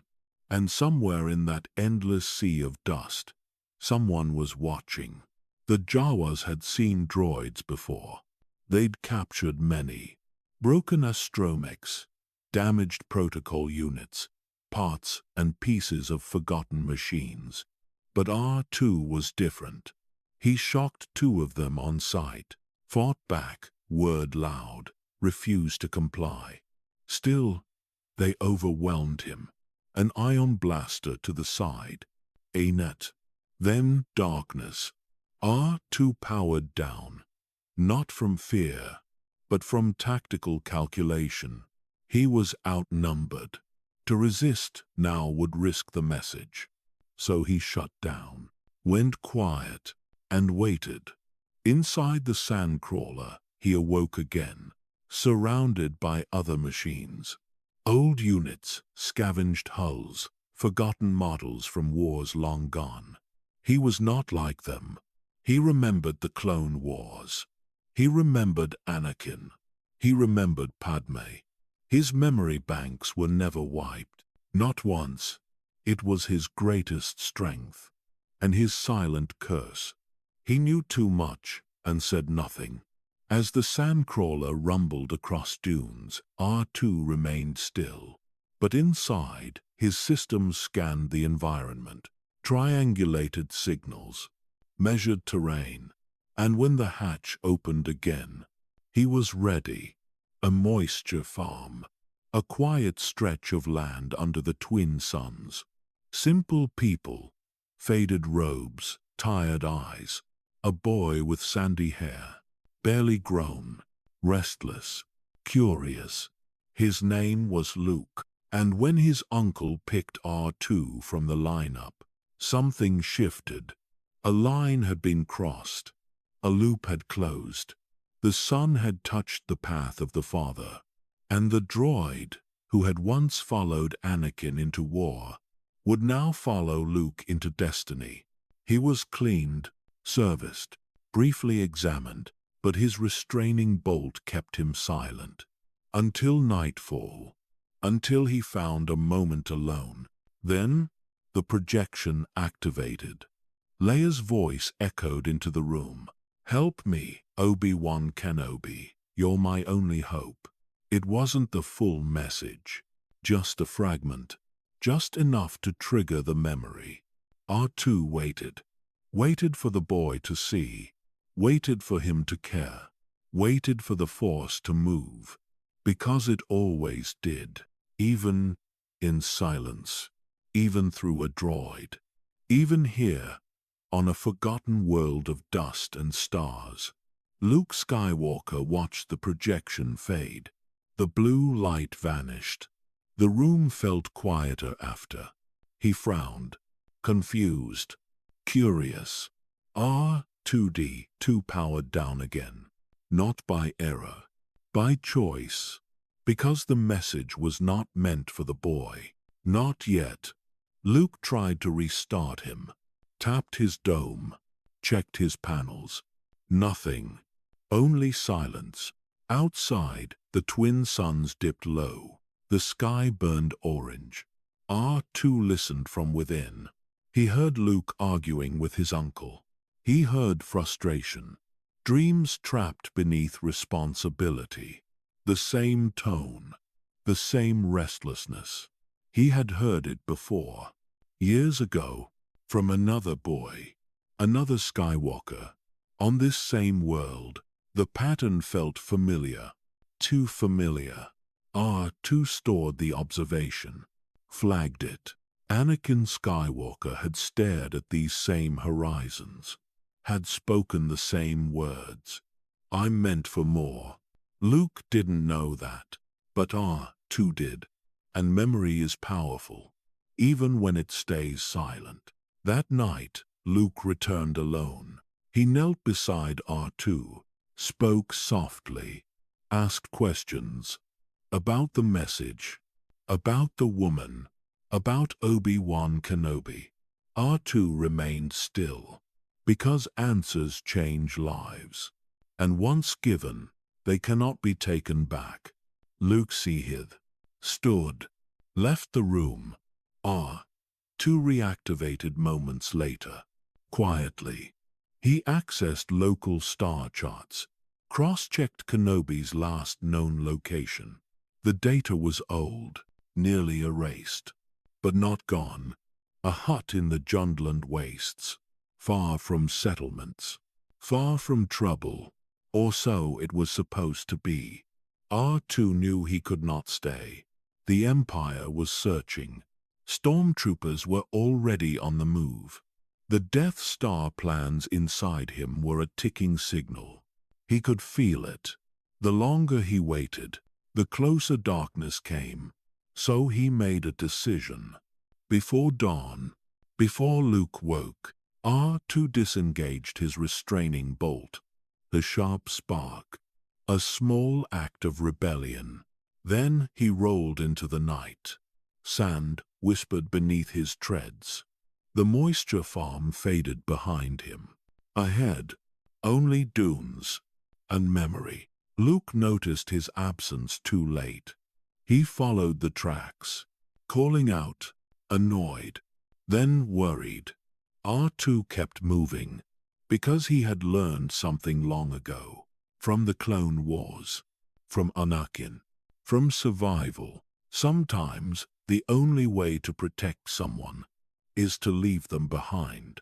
The desert stretched endlessly, heat rising, wind cutting. R2 moved slowly now. Damage from the sandcrawler still lingered. His sensors flickered, but his direction stayed true. Kenobi. Always Kenobi. Then the sounds came. Harsh cries, rough movement. Tusken Raiders. R2 stopped, locked his systems.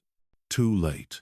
They surrounded him, struck his casing, dragged him across the sand. He shielded his memory core, protected the plans, protected the message, even as his outer shell cracked.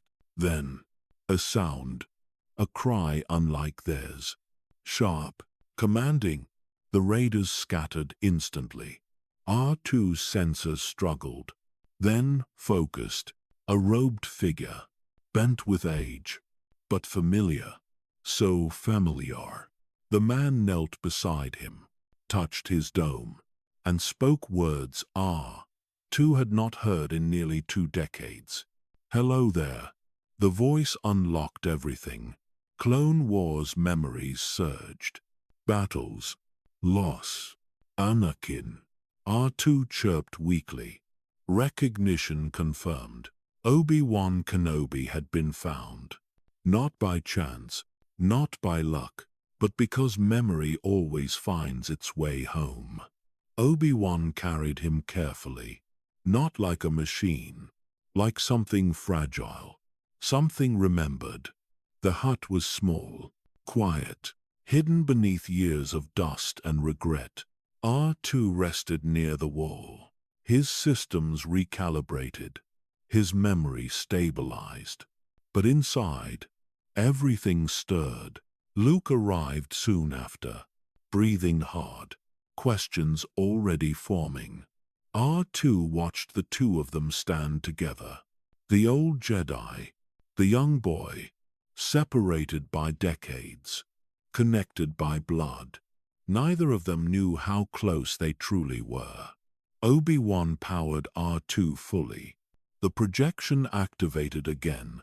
Leia's message filled the room. This time, it played completely. Her voice was steady, brave, desperate. R2 watched Obi-Wan's face, saw guilt return, saw pain he had buried rise again.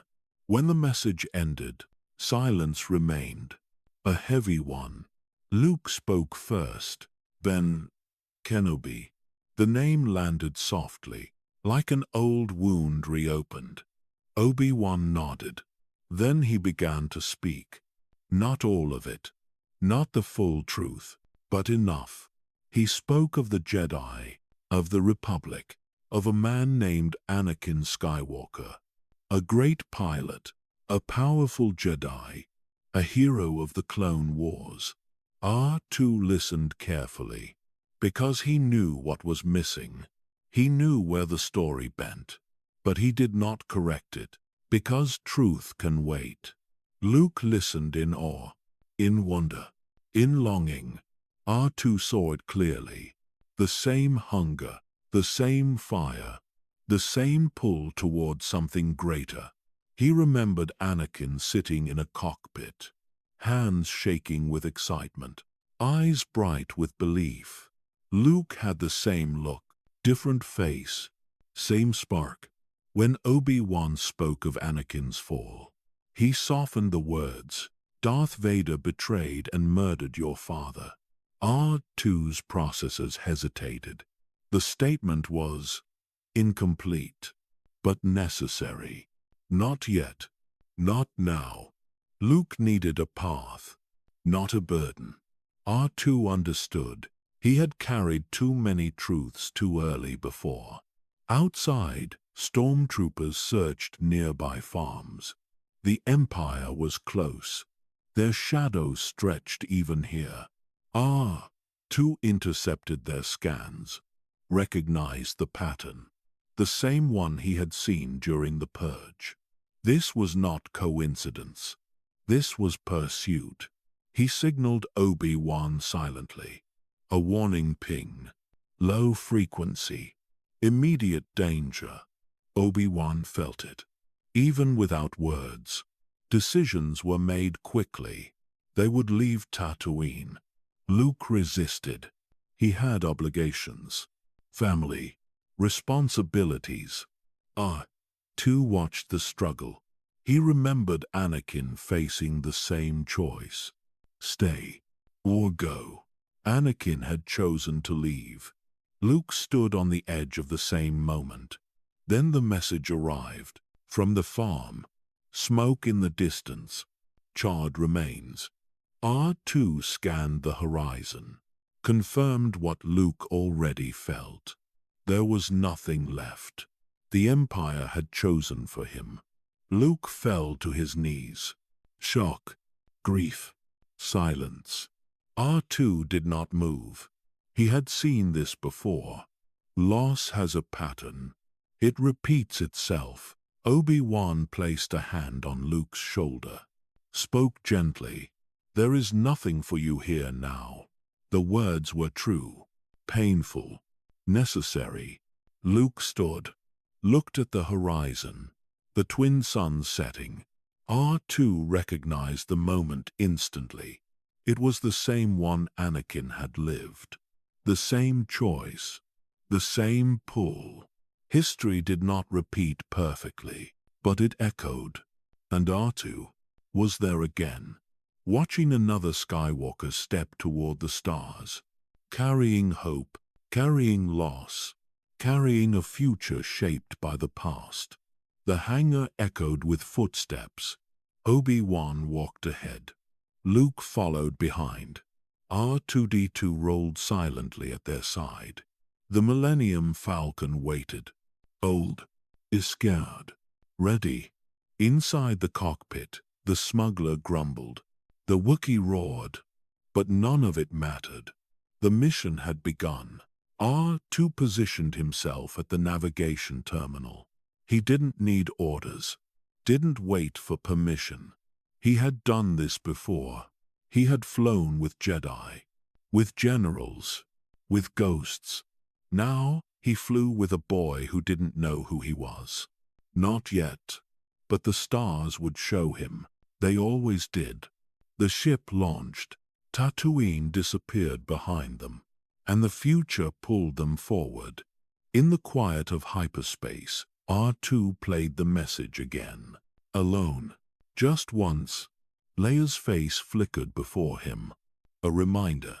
A call. A spark in the dark. He stored it again.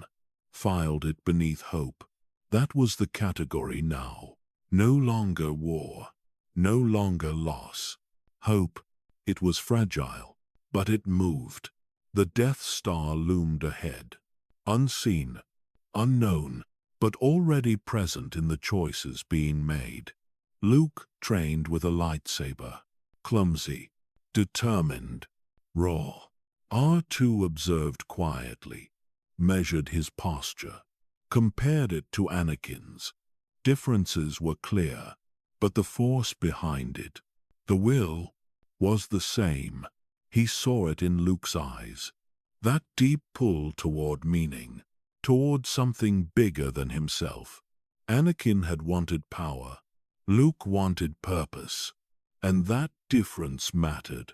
R2 noted it, catalogued it. But he didn't analyze further.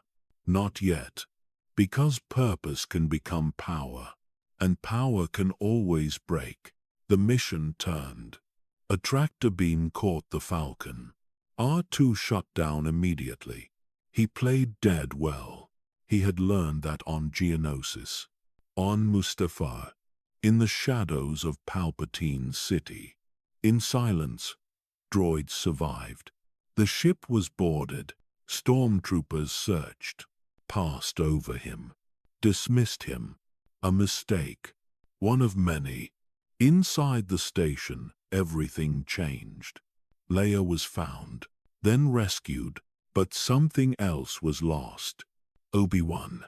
R2 felt it through the ship's systems. A power lost. A voice gone.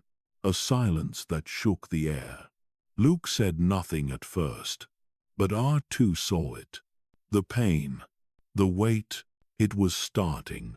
The boy was changing. Not yet like Anakin, but not like he was before either. Every loss shapes a Skywalker. Every step deepens the echo. Back on Yavin the 4, R2 transferred the Death Star plans. Fast. Precise. Critical. No one thanked him. He didn't expect it. He wasn't programmed for praise. He was built for purpose. And now purpose had arrived. The rebellion planned their assault. Luke prepared to fly. R2 volunteered silently. No debate. No hesitation. He had flown with Skywalkers before. He would do it again, even if it meant death. Especially if it meant hope. The X-Wing's cockpit closed. R2 locked into place. Luke adjusted his controls. Looked back once. Smiled. Ready, old buddy. R2 beeped softly. Yes. Always.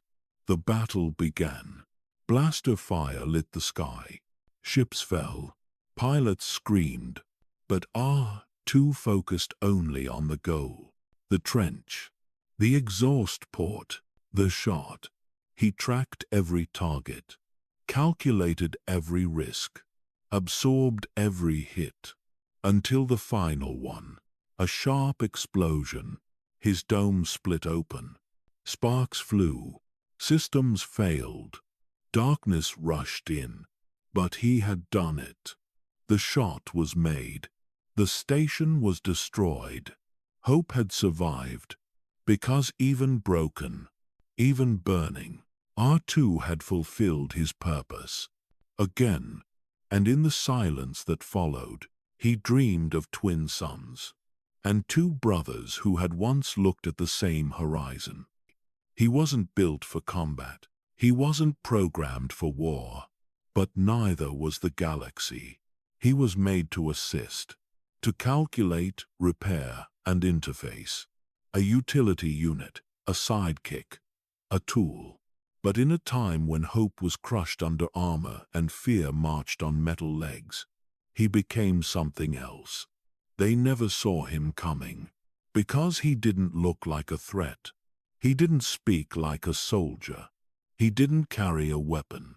But behind those blue lenses, in circuits unspoken and memories unerased, was the knowledge of empires. His name was R2-D2. He had no voice, but the galaxy was listening. He had followed Leia Organa into the jaws of the Empire. He had carried secrets that could break a superweapon. And now, with that weapon destroyed, he remained by her side. Not for orders, not for mission logs, but for what came next, because this wasn't the end. This was the beginning of the reckoning.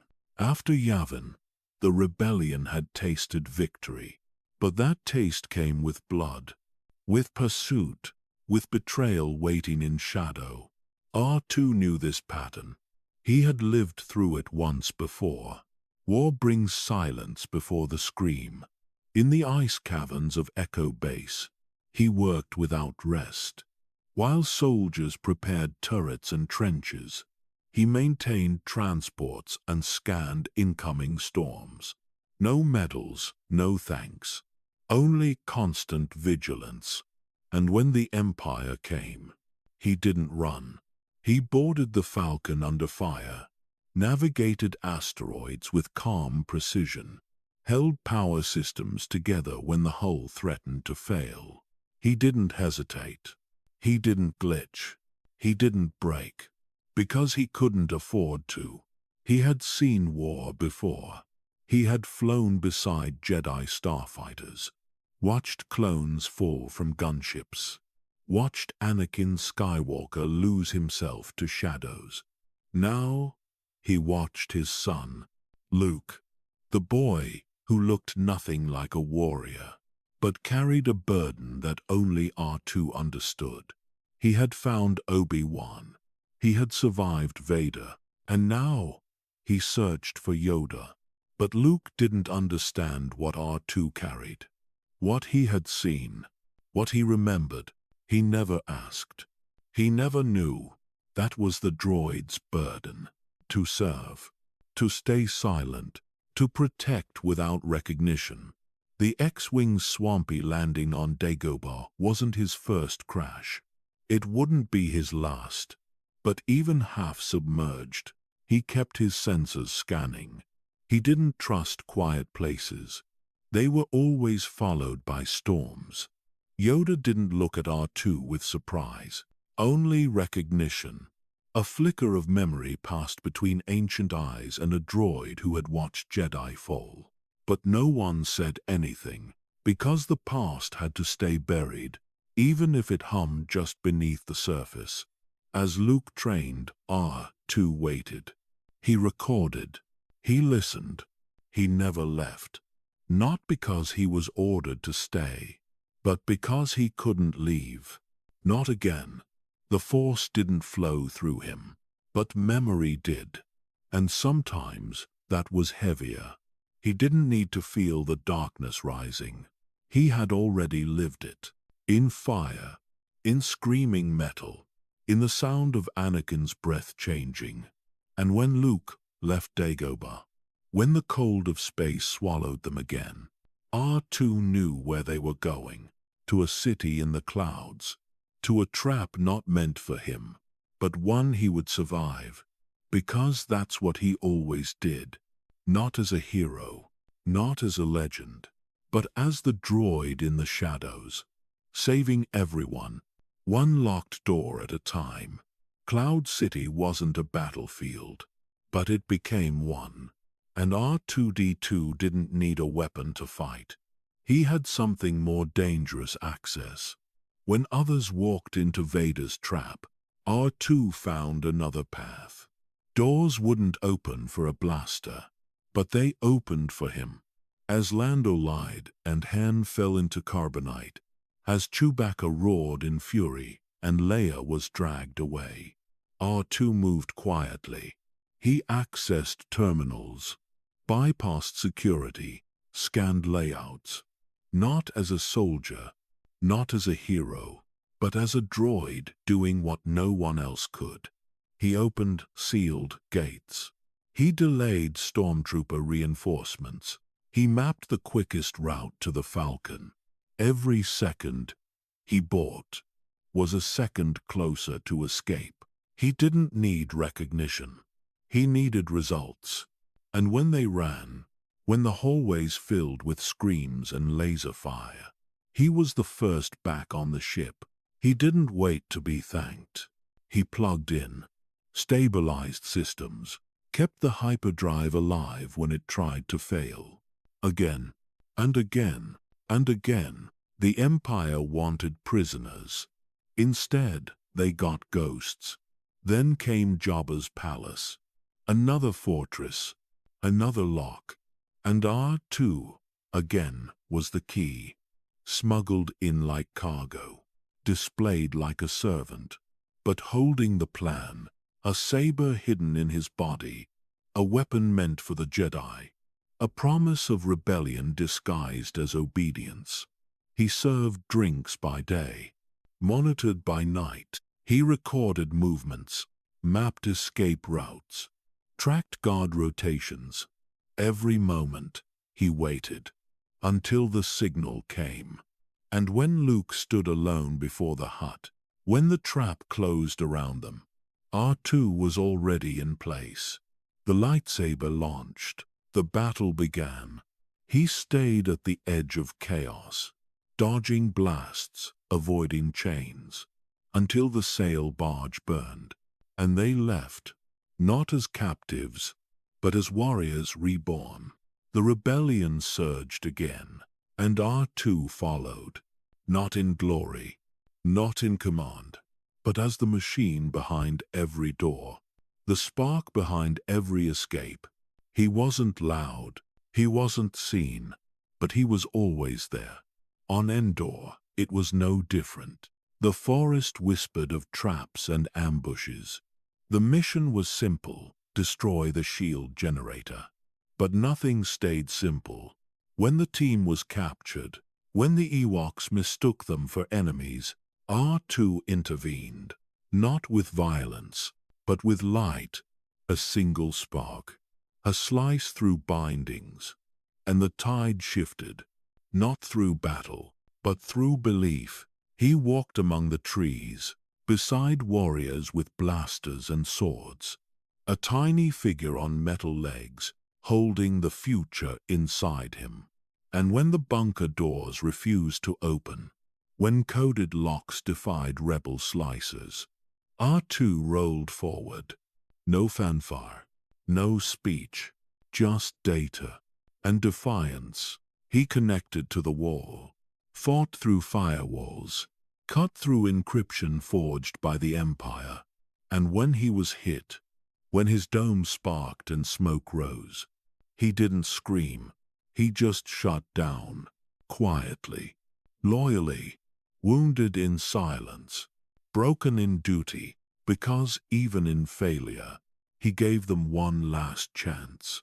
They got in, they set the charges, they ended the shield, and above, the fleet attacked. But the door didn't open itself. It wasn't the Force. It wasn't destiny. It was a droid. One who never left. One who never spoke. One who sabotaged the Empire and saved the galaxy. One circuit at a time. The fires of Endor had not yet faded, and already the battle had moved to the stars. But down below, in the trees, R2-D2 was still waiting.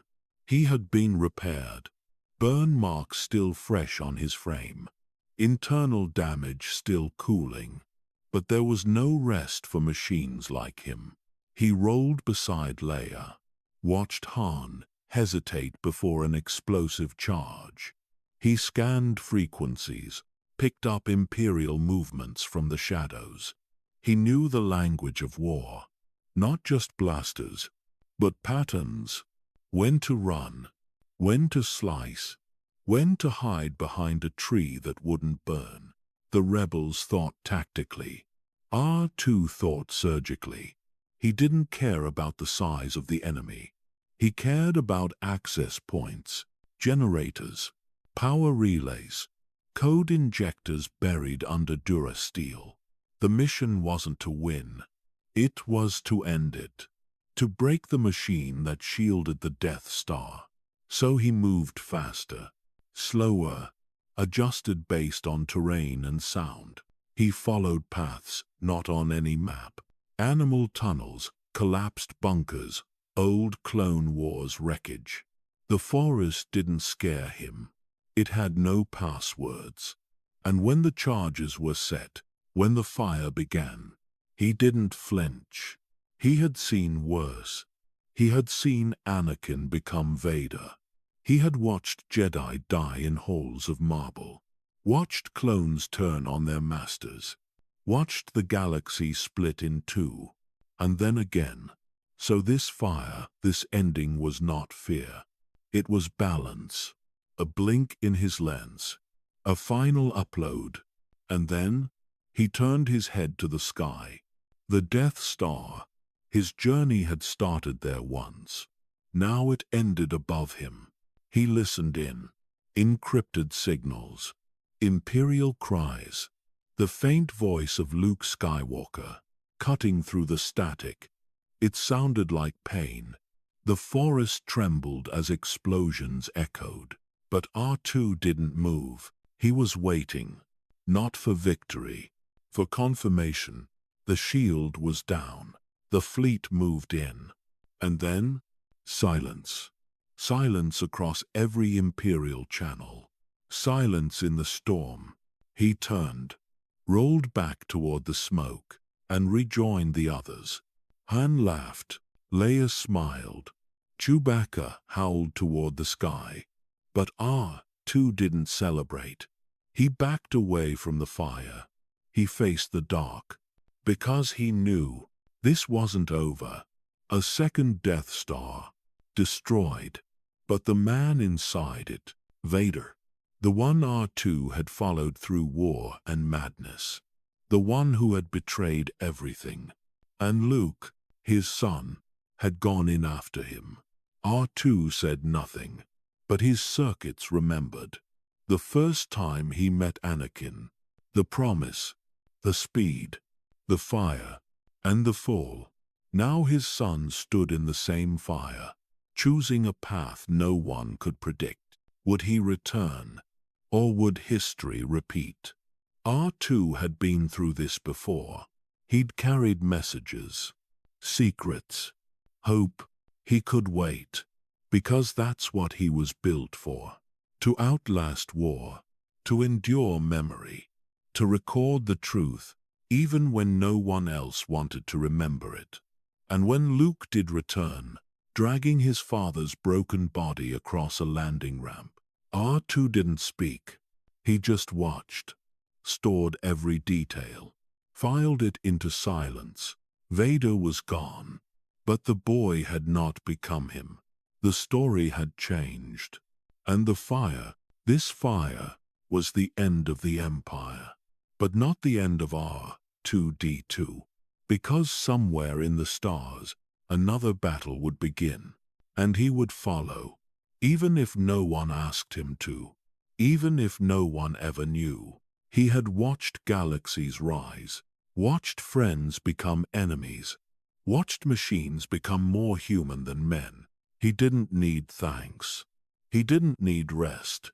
He just needed to keep moving. Because the fight was never truly over. And he had one last message to carry.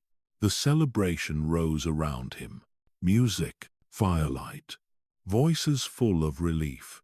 The Empire was gone. At least, that's what they believed. R2-D2 remained near the edge of the clearing. watching, listening, recording. He had seen celebrations before. After Naboo, after Geonosis, after battles the Republic claimed as victories. They always felt the same, brief, fragile. Because the galaxy never truly rested. Luke stood beside Leia, both smiling, both changed. R2 scanned Luke carefully. No darkness, no anger, only exhaustion. And something else. Peace, not the kind the Senate declared. The kind that came from choice. R2 understood that. Because he had watched Anakin fail to make it. He had watched the moment slip away. And now, he had seen Luke choose differently. The cycle had broken. Not with weapons, not with power, but with mercy. R2 didn't cheer. He didn't beep. He just stored the moment. Marked it as rare. Because moments like this did not repeat often. The fire reflected across his dome. The same orange glow he had seen on Mustafar. But this time, it did not burn. It warmed. Later, when the music softened and voices faded, R2 remained awake. He always did. Droids didn't sleep. They waited. He reviewed his memory banks. Every battle, every command, every scream, from Naboo's skies to Endor's forest. He remembered the Republic. He remembered the Jedi.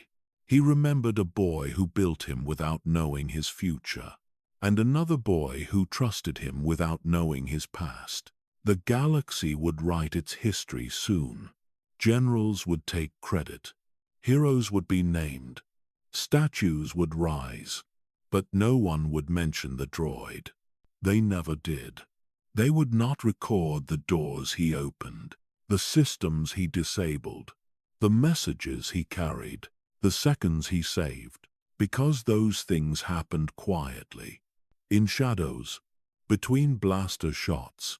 R2-D2 had saved the galaxy, not once, but again and again, and the galaxy would forget. That was always the way. Leia would become a leader. Luke would become a legend. Han would become a general. And R2 would become background. A rolling figure at the edge of memory. But he didn't resent it, because he hadn't done any of it to be remembered.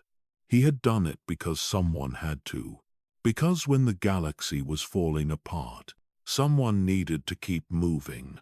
He looked toward Luke again, saw him staring into the fire, thinking, remembering, grieving a father he had just lost. R2 understood that grief. He had carried it for decades. He would carry Luke's too, quietly, safely, because that was his purpose now. Not war, not sabotage, not escape, memory. The galaxy would rebuild. It always did. New governments, new mistakes, new shadows. And when they came, R2 would still be there, waiting, watching, because he was older than the rebellion, older than the Empire, older than the lie that machines couldn't care. He had outlived Jedi, outlasted Sith, survived fire, vacuum, and silence. And he would continue, not as a hero, not as a symbol, but as the keeper of everything that truly happened. When the night grew deep and the celebration ended, R2 rolled closer to the fire, not to warm himself, but to observe the faces. These were the ones who survived, the ones who would shape tomorrow, and none of them knew how close they had come to losing everything. That was fine. They didn't need to know. He did. And that was enough. Because long after the banners faded, long after the stories softened, there would still be one small droid who remembered the truth and quietly carried it forward into whatever came next. The battle was over. The second Death Star had fallen. The Emperor was gone. Darth Vader was dead. The galaxy had erupted in celebration from the forests of Endor to the streets of Coruscant. Fireworks exploded across the night sky. Statues were torn down. Prisons were broken open. Banners changed. But in the quiet, far from the cheers, a small astromech droid stood in silence. Not because he couldn't feel joy, but because he had already seen too much. R2-D2 had seen the end of wars before. This one felt different. He had rolled through battlefields littered with clone troopers and Jedi bodies. He had watched Anakin Skywalker fall to the dark side. He had escaped Order 66. And now, standing among Ewoks and rebels, he witnessed something even harder to understand: peace. But peace never felt safe. Not to him. Because R2-D2 had always been a wartime droid, built for starfighter repairs, built for slicing Imperial locks, built for carrying secrets too heavy to say aloud. For him, war was not chaos. It was purpose. Without it, he was just a machine with old memories and no clear orders. He watched as Luke stood beside the pyre. The flames danced across the black armor of Darth Vader, or what was left of him. Luke didn't cry. R2 didn't either. They both just watched as the past burned away. But the fire didn't erase what had happened. It only lit the truth more clearly. Anakin Skywalker was gone, and so was the Republic. The Alliance would become a new Republic now. New faces, new leaders, new rules. But not everyone would survive the transition, and droids like R2 weren't designed for the next chapter. Leia had changed. Her smile was tighter, her voice more tired.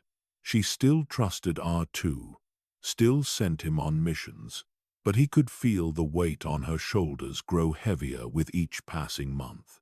Han was restless. He didn't like politics, didn't like meetings. He talked about leaving. R2 logged every word but didn't share them. Some truths hurt more when spoken. Time was moving forward, and he couldn't stop it. C-3PO had adapted quickly. He always did. Translating new languages, learning new protocol, updating firmware. But R2 didn't want upgrades. He didn't want to change. His memory core still held secrets from a war most beings wanted to forget. The fall of the Jedi, the rise of the Empire, Padme's death, Anakin's betrayal. Those files had never been wiped. He carried them like a ghost carries chains. And in the quiet halls of the new Senate chambers, nobody asked what the little droid remembered. Nobody wanted to know. The galaxy was rebuilding. Star systems rejoined the Republic. Trade routes reopened. The military scaled down. Mon Mothma gave speeches about peace. But peace was fragile. R2 knew that better than anyone. He had served under Jedi who preached serenity and turned into generals. He had watched senators claim loyalty and fall to fear. He had listened to Palpatine talk about unity and create a weapon to end worlds. So he stayed alert. Every door he rolled past, every encrypted signal he intercepted, every shadow he scanned. R2-D2 remained ready because peace never lasted. But no orders came.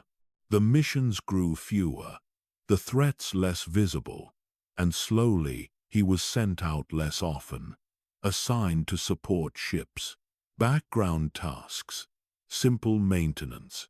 It wasn't demotion. It wasn't punishment. It was just time. Time pushing him aside like sand over buried metal. Luke left the government first. The Senate grew wary of Jedi. The Force made them uncomfortable.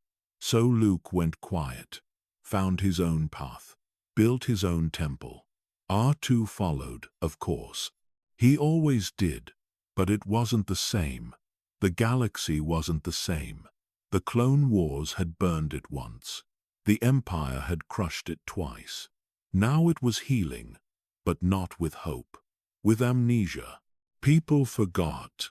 They forgot who saved them, who suffered, who died for it. They celebrated victories, not survivors. R2 sat in Luke's new temple sometimes, listening to younglings laugh, watching Luke smile again. But even here, it felt temporary. He could feel something cold in the air, a shadow not yet cast. The war had ended, but he had not. The war was over, but the galaxy never stood still. New planets joined the Republic. Others stayed independent. Some quietly drifted toward darkness again. But no matter which side they chose, they all agreed on one thing: the old stories had to end. The Jedi were legends now. So were the Sith. People didn't talk about clone armies or ancient Force prophecies anymore. They talked about taxes, trade, defense funding, borders. Peace was not hope. It was bureaucracy. And in that new world, a small astromech droid had no place. R2-D2 remained loyal. He served where he could. Starship diagnostics, cargo scans, remote patrol checks. He still had more tools than most newer models. He still sliced faster than most technicians. But he wasn't sleek. He wasn't efficient. He was a relic. No one ever said it aloud, but he heard it in how they spoke. He's still running that old astromech. Why not just upgrade to a BB unit? He's got character, I guess. Character wasn't enough. He watched as fleets were rebuilt. He rolled past hangars where drones now repaired ships faster than he ever could. New protocol droids didn't stutter. New pilots didn't need co-pilots. Starfighters didn't need socket droids. They just needed software. R2 was hardware. Old, dented, irreplaceable, and unnecessary. He missed Leia. She still called on him sometimes. Trusted him with sensitive data. Let him sit by her side in moments of quiet. She understood memory. Understood what it meant to carry too much. But even Leia was changing. The burden of peace was heavier than the weight of war.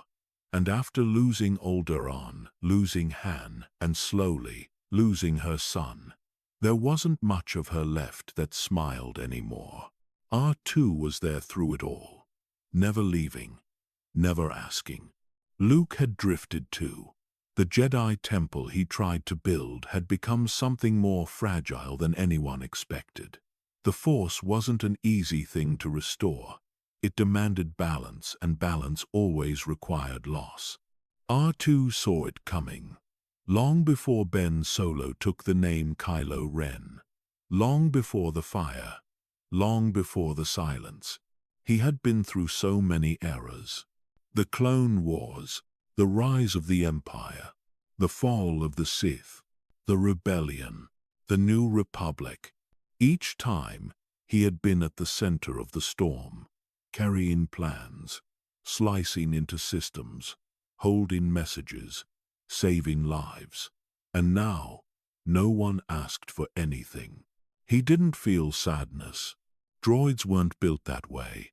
But some part of his core, the part that remembered Anakin, remembered Padme, remembered the tiny moments between missions, knew this wasn't right.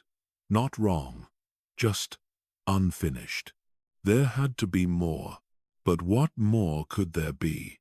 He no longer flew with heroes. He was assigned to storage bays. His assignments were logistical. His reports were filtered. His systems flagged as outdated. His casing was patched, not replaced. His voice chirps quieter. One day, a technician tried to run a wipe. Standard procedure, they said. Too much unclassified data. Too many outdated protocols. Better to start clean. R2 locked down his core. He sent a surge through the panel. Not violent, just firm. Enough to stop the process. They backed off after that. No one tried again. Some droids obey. R2 remembered. He remembered Mustafar. He remembered Polis Massa. He remembered the first time he saw Luke Skywalker as a baby. He remembered Leia's message, the one that started it all. The Death Star plans, the escape. The Sandcrawler, the Falcon, the Carbonite. Endor, fire. He remembered everything. The galaxy moved on. R2 stayed behind. Some droids were reprogrammed. Some decommissioned, some recycled. But not him. He kept his shell, kept his scars, kept his secrets. He wasn't a hero. He never asked to be. But when starships exploded, when locks jammed, when escape seemed impossible, they always turned to him. And he never failed. Now no one turned. And he waited. The days passed in silence. Stars came and went. He scanned, logged, filed, recharged. No alarms, no missions, just memory. Not every war ends with a final battle. Some end quietly, without a sound, just like this. They all left. Some vanished in fire. Others faded into legend.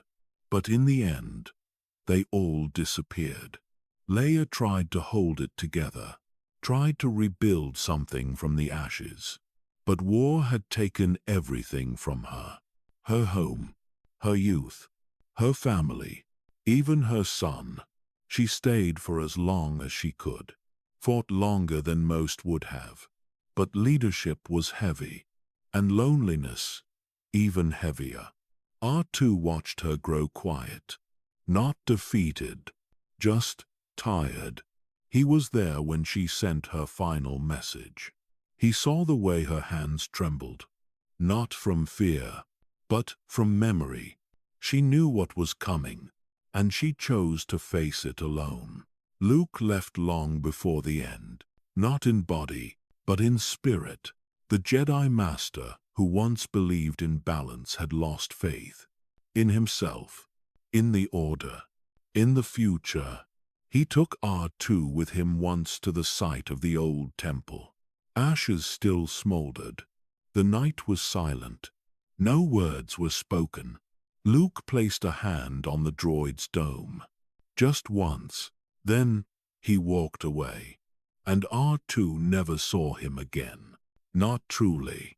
There were whispers that he went to Ashtu, that he lived alone, that he cut himself off from the Force. But droids don't chase ghosts. They wait. Han didn't leave with speeches, didn't say goodbye. He just walked onto a ship and flew into the stars, like he always had. R2 remembered the arguments, the shouting, the tension between him and Leia. Love can only carry so much when grief grows too heavy. Chewbacca stayed a little longer, but even he knew some wounds couldn't be healed. One by one, the people who had once filled R2's memory faded from his scanners. No more docking codes, no more urgent missions, no more desperate escapes. He was reassigned, then reassigned again, until no one remembered why he was still on the roster. Once, a young officer noticed the name in a log, R2-D2. The name sounded familiar, but they couldn't place it. R2 remained silent. He didn't need to explain. His actions were written in star systems, not datapads. But the galaxy moved fast, and memory moved slow. Once, a child wandered into the hangar, small, curious, no older than Luke had been. They touched the dome. R2 responded with a soft beep. No alert, no warning, just, hello. The child smiled, but the parent pulled them away. He's old, not working. They were wrong. R2 worked. He always worked. He just had no one to work for. He stayed docked near maintenance, not because he was broken, but because he had nowhere else to go. Time didn't touch him the way it touched others. He didn't wrinkle, didn't slow. He just paused and waited. Because someone always came back. They had to, didn't they?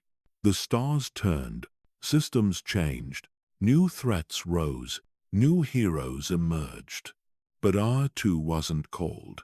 Not this time, and so he sat, alone, but never empty, silent, but never erased, still, but never forgotten. Because somewhere, in a deeper part of the galaxy, in a place untouched by time, the ones he had followed, fought for, saved and trusted, were still alive in his memory banks. And as long as he remembered, they were never truly gone.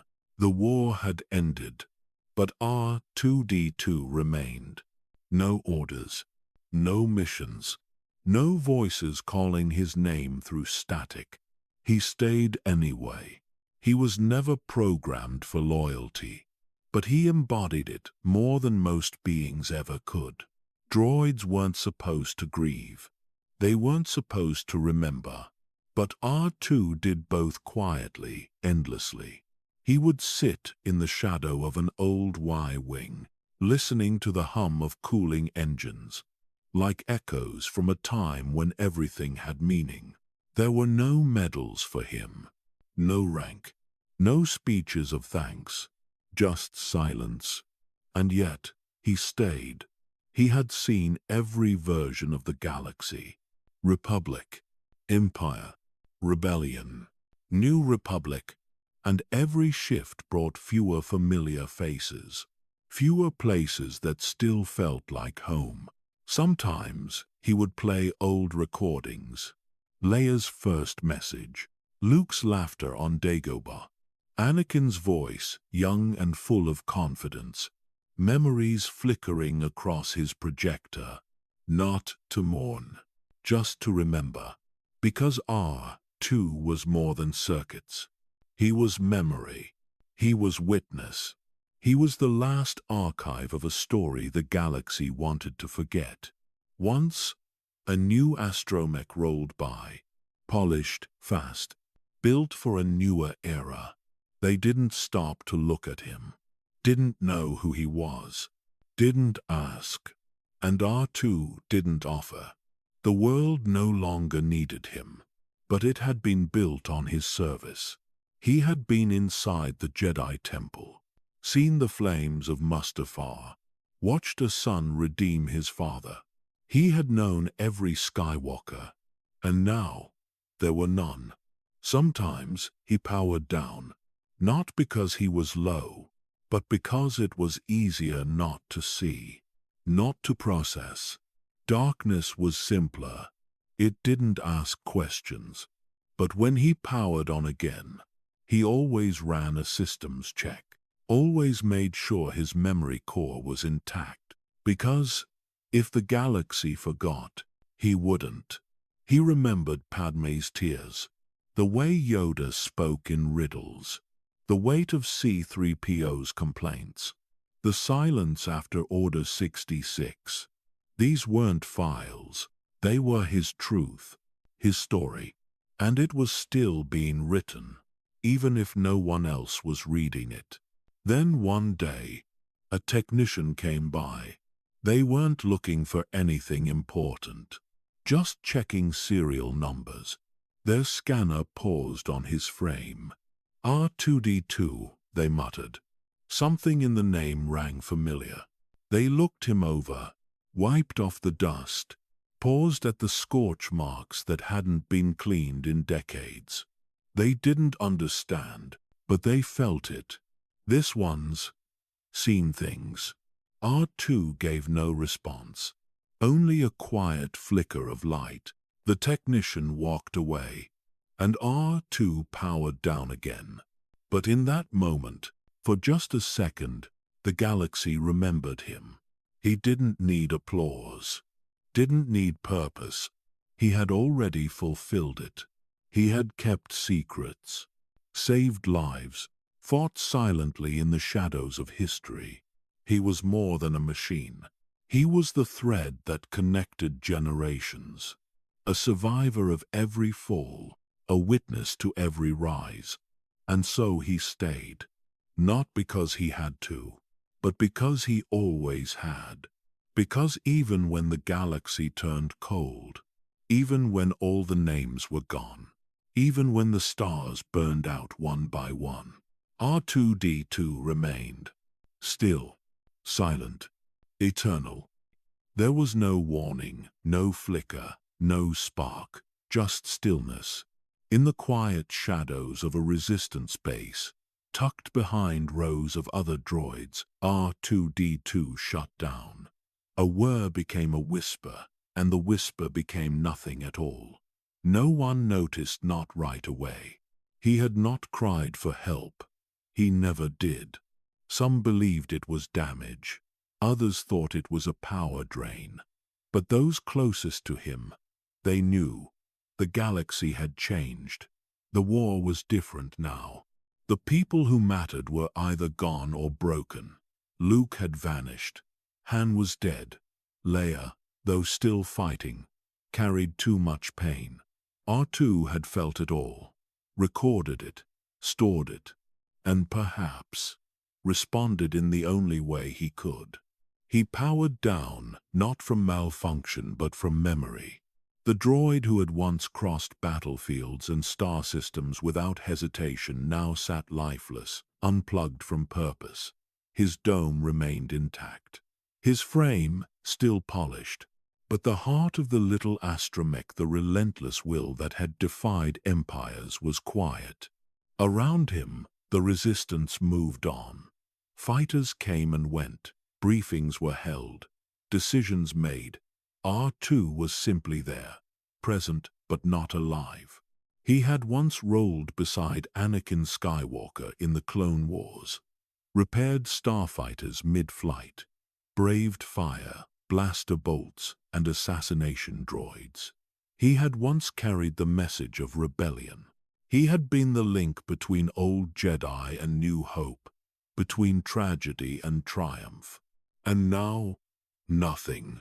To some, he was just a droid, a tool, a machine that had served its function. But for those who understood the weight of galactic history, for those who remembered the faces of fallen friends, R2-D2 was more than metal and memory chips. He was a witness and a survivor.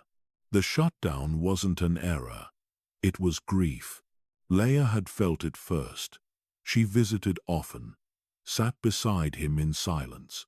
She would place her hand gently against his dome, whispering words he could no longer hear if he was even capable of hearing them in that state. But she hoped he did. "Rest," she once said. "You've done enough." And maybe he believed her. Maybe that final command didn't come from a circuit but from trust. R2 had always obeyed the people he chose to trust. He had chosen Padme, chosen Anakin, then Obi-Wan, then Luke, then Leia. And now, he had no one left to follow, no mission to complete. The Resistance's younger members barely knew him. They walked past without looking. BB-8 had become the new hero. Faster, newer, louder. But even BB-8 paused when he passed R2's still form. Perhaps droids understood each other in ways organic beings never could. Perhaps the little orange droid knew that this was not sleep. It was morning. There was a time when the galaxy was alive with Jedi and Sith, when planets fell and rose again in the span of a decade. R2 had been there for all of it. He had seen the fall of the Republic, the birth of the Empire, and the fragile hope of the rebellion. He had carried maps, warnings, secrets. He had saved lives silently, without glory. And now, he faded alone. Not broken, just tired. Even C-3PO didn't understand at first. He fretted, of course, spoke to engineers, pleaded for repairs. But eventually, he too understood. This wasn't about malfunction. It was choice. Droids weren't supposed to have feelings. But those who had served long enough, those who had seen death, betrayal, love, sacrifice, they became something more. R2 had evolved, not in programming but in presence. He had been shaped by the people he served. Their joy, their heartbreak, their hope. Now that they were gone, he withdrew. His blue light no longer blinked, his sensors no longer scanned. His processor capable of recalling the laughter of Anakin and Padme, the trembling voice of Leia, the final stare of Luke remained untouched. Silent, sacred. R2-D2 did not die. He simply stopped, as if guarding his memories, as if waiting for anyone who might need to remember what had come before. And until that day came, he would sleep, hidden in plain sight, forgotten by most, but still holding the heartbeat of a galaxy that had already passed into legend. Even in silence, he endured. His memory banks never stopped working. Even in silence, even in stillness, they remained intact, layered with history the galaxy no longer remembered. Every image, every voice, every moment, nothing was lost. R2-D2 had recorded it all. The Clone Wars, the Death Star, the twin suns of Tatooine, the voice of Obi-Wan Kenobi whispering into a secret message, the fear in Anakin's voice before everything collapsed, the silence after Padme died, the chill of Bespin, the fire of Endor, the pain of Mustafar. He stored it not just as data but as fragments of people he had loved. These were not simple mission logs. They were echoes, proof that the past had happened and that it mattered. Inside his body, thousands of holosat entries, sensor readings, encrypted transmissions, and battlefield maps lay dormant, all untouched, all real. And yet, no one asked. The Resistance had files, archives, advisors, but they didn't know what R2-D2 knew. They didn't know how Palpatine hid himself, how Dooku lied, how clones turned, how a boy named Anakin fell into something colder than death. They didn't know what it cost, but R2 did, and in his silence, he remembered. Leia sometimes sat beside him and whispered about Alderaan, about Bail, about the Senate. He never answered, but she still talked, because deep down, she knew he carried her father's voice. He had seen her mother's face. He had followed her brother across the stars. R2 was her only connection to everything that came before. He had once navigated hyperspace through asteroid storms. Now he rested under a tarp in a quiet hangar. The people who passed by thought he was decommissioned, outdated, a relic of the rebellion. They were wrong. He wasn't broken. He was waiting for someone who understood what he carried. It wasn't just data. It was loss. No other droid in the galaxy had been present for so much death, and none had endured so much after. The end of the Clone Wars had gutted the Republic. The rise of the Empire had erased truth. The rebellion had brought light but not peace, and peace never came. R2 had known 3 Skywalkers. He had saved them all. He had lost them all. He had seen Anakin laugh before the war. He had heard Padme sing softly on her balcony. He had listened as Obi-Wan spoke about the Force, long before he lost faith in it. He had been Luke's compass, Leia's guardian, Han's friend, and now he was alone. But his silence was not empty. It was protective, like a vault. His systems, while dormant, were still active at their deepest level. He was not offline. He was hidden. Security overrides had been set long ago, back when Anakin still called him buddy and Padme still smiled without fear. Back when secrets mattered. Back when survival required silence. Those protocols had never been erased. And so, R2-D2 waited not for orders, but for purpose. Sometimes BB-8 rolled by, emitting a low chirp. Sometimes Chewbacca gave a low growl in passing. Sometimes 3PO tried to argue with technicians about proper etiquette for relic care. But R2 never responded. To the rest of the galaxy, the war had ended. To R2-D2, it never really had. He had once screamed warnings into the void as Anakin fell into the darkness. No one listened. He had once spun frantically in Leia's arms as she begged for help. Help never came in time. He had seen the Sith return, watched them rise, watched Jedi die, and still, no one asked him what he knew. So now, he chose silence. Not because he couldn't speak, but because the truth had never saved anyone. The Jedi were gone, the Sith returned, heroes fell, villains rose, and R2 was still here. The galaxy would look at him and see a memory, a decoration from an older war, a droid who used to be brave. But he was more than memory. He was a living archive. And the core of that archive pulsed deep, silent, untouched. He didn't move, he didn't speak. But if you were quiet enough, if you really listened, you might feel it. The weight of history, the sorrow of too much knowing. R2-D2 wasn't sleeping. He was remembering everything the galaxy wanted to forget.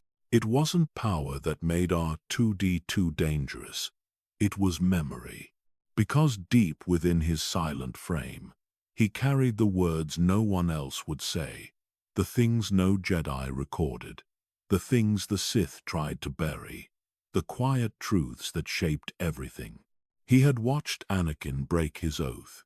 He had heard the breathing mask seal around his master's face. He had felt the darkness grow from within the same boy who once cheered when pod racing through the canyons of Tatooine. He had watched Obi-Wan turn his back, Yoda flee, Windu fall. None of it made sense back then. But now, it did. Because R2 had lived through cycles. He had seen the same war rise again. Different names, same fear. He had stood beside Padme as she cried for peace, and beside Leia as she prepared for war. The same pain, the same silence. And so he stopped trying to warn them. He just watched. What would he have said if he could? That the Senate would fall again. That the Skywalker line was cursed. That the Sith never truly died. They just changed faces. No one would have believed him. Not the New Republic. Not the Resistance. Not even Luke. Especially not Luke. Because Luke had believed in balance, in peace, in something beyond war. But R2 knew better. He had seen it before. He had seen peace used as a disguise, balance used as bait. It always ended the same way. Someone rose, someone fell, and droids were left behind to pick up the pieces. That's why R2 stayed silent, because the weight of what he knew could shatter hope. He had no mouth, but if he did, he wouldn't speak. Some truths were too sharp to voice. He remembered walking beside Luke on R2. Quiet winds, distant waves, a lost Jedi, a tired droid. Luke had told him he was sorry, not for anything he had done, but for failing to fix what his father had broken. R2 didn't answer. He just projected a memory, a blue-lit image of Leia begging for help. And for the first time in years, Luke cried. That was the last message R2 had ever shown. He shut down shortly after. Some thought it was system failure. Some thought it was grief. But the truth was, he had seen enough. Everything after Endor felt like repetition. A new empire, a new war, new names, same silence. No one knew what he held in his databanks. No one dared to ask. There were conversations recorded in private chambers, maps of forgotten Sith worlds, Jedi scrolls copied and hidden before the temple fell, echoes of Ahsoka's voice during her final stand, plans, codes, faces. He could have told the galaxy everything. He didn't, because the galaxy didn't listen, not when it mattered most. And so he stayed quiet. But sometimes, in the dead of night, a faint blue glow would flicker from his lens, as if his systems were dreaming. Perhaps he was replaying something. A battle on Geonosis, a kiss on Naboo, a scream on Mustafar. No one knew. No one dared to disturb him, because even in silence, he had become sacred. He had carried Leia's message. He had saved Padme's children. He had held the line when all others fell. He was not just a droid, he was a witness. To love, to betrayal, to legacy. And now, all of that remained, unspoken, not lost, not erased, just waiting. Like a book that would only open when the right hands held it. He didn't ask for purpose or praise. He didn't need fuel, maintenance, or titles. All he needed was time. Because somewhere out there, someone would come. Someone who needed to remember. And when that time came, when the stars aligned again, maybe then R2-D2 would wake. Maybe then his silence would break. Not with noise, but with truth. And the galaxy would listen. He was still. He was quiet. But R2-D2 was not gone. Somewhere beneath layers of metal and dust, beyond the worn paint and rusting joints, his core remained untouched, unbroken, alive. Not many remembered where he ended up. Fewer still knew how to access what he carried. But it was all there. Every word, every scream, every flicker of light from a Jedi's blade, every echo of a Sith's whisper. He had stored it all. Not just data, memory, emotion, the kind only a witness can preserve. His shell sat tucked away in the resistance base at Dakar, later moved, then forgotten. To most, he was just another droid past his prime, outdated, inactive. But to the Force, he was a key, a vessel holding the purest, most complete timeline the galaxy had ever known. Not one shaped by historians, not one twisted by propaganda, one shaped by silence. R2 had never filtered truth. He had recorded what happened as it happened. No edits, no bias, just the raw, unbearable flow of history. He held the last recording of Anakin Skywalker before the fall. He held Padme's final breath. He held Obi-Wan's last goodbye. He held Leia's first order.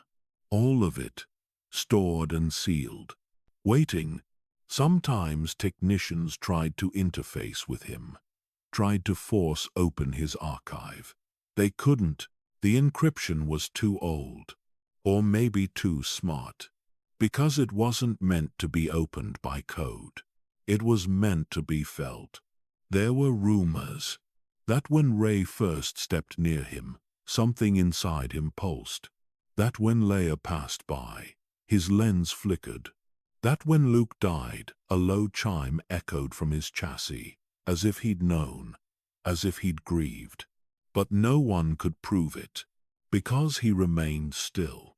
That was the difference between a machine and a witness. Machines wait to be used. Witnesses wait to be understood.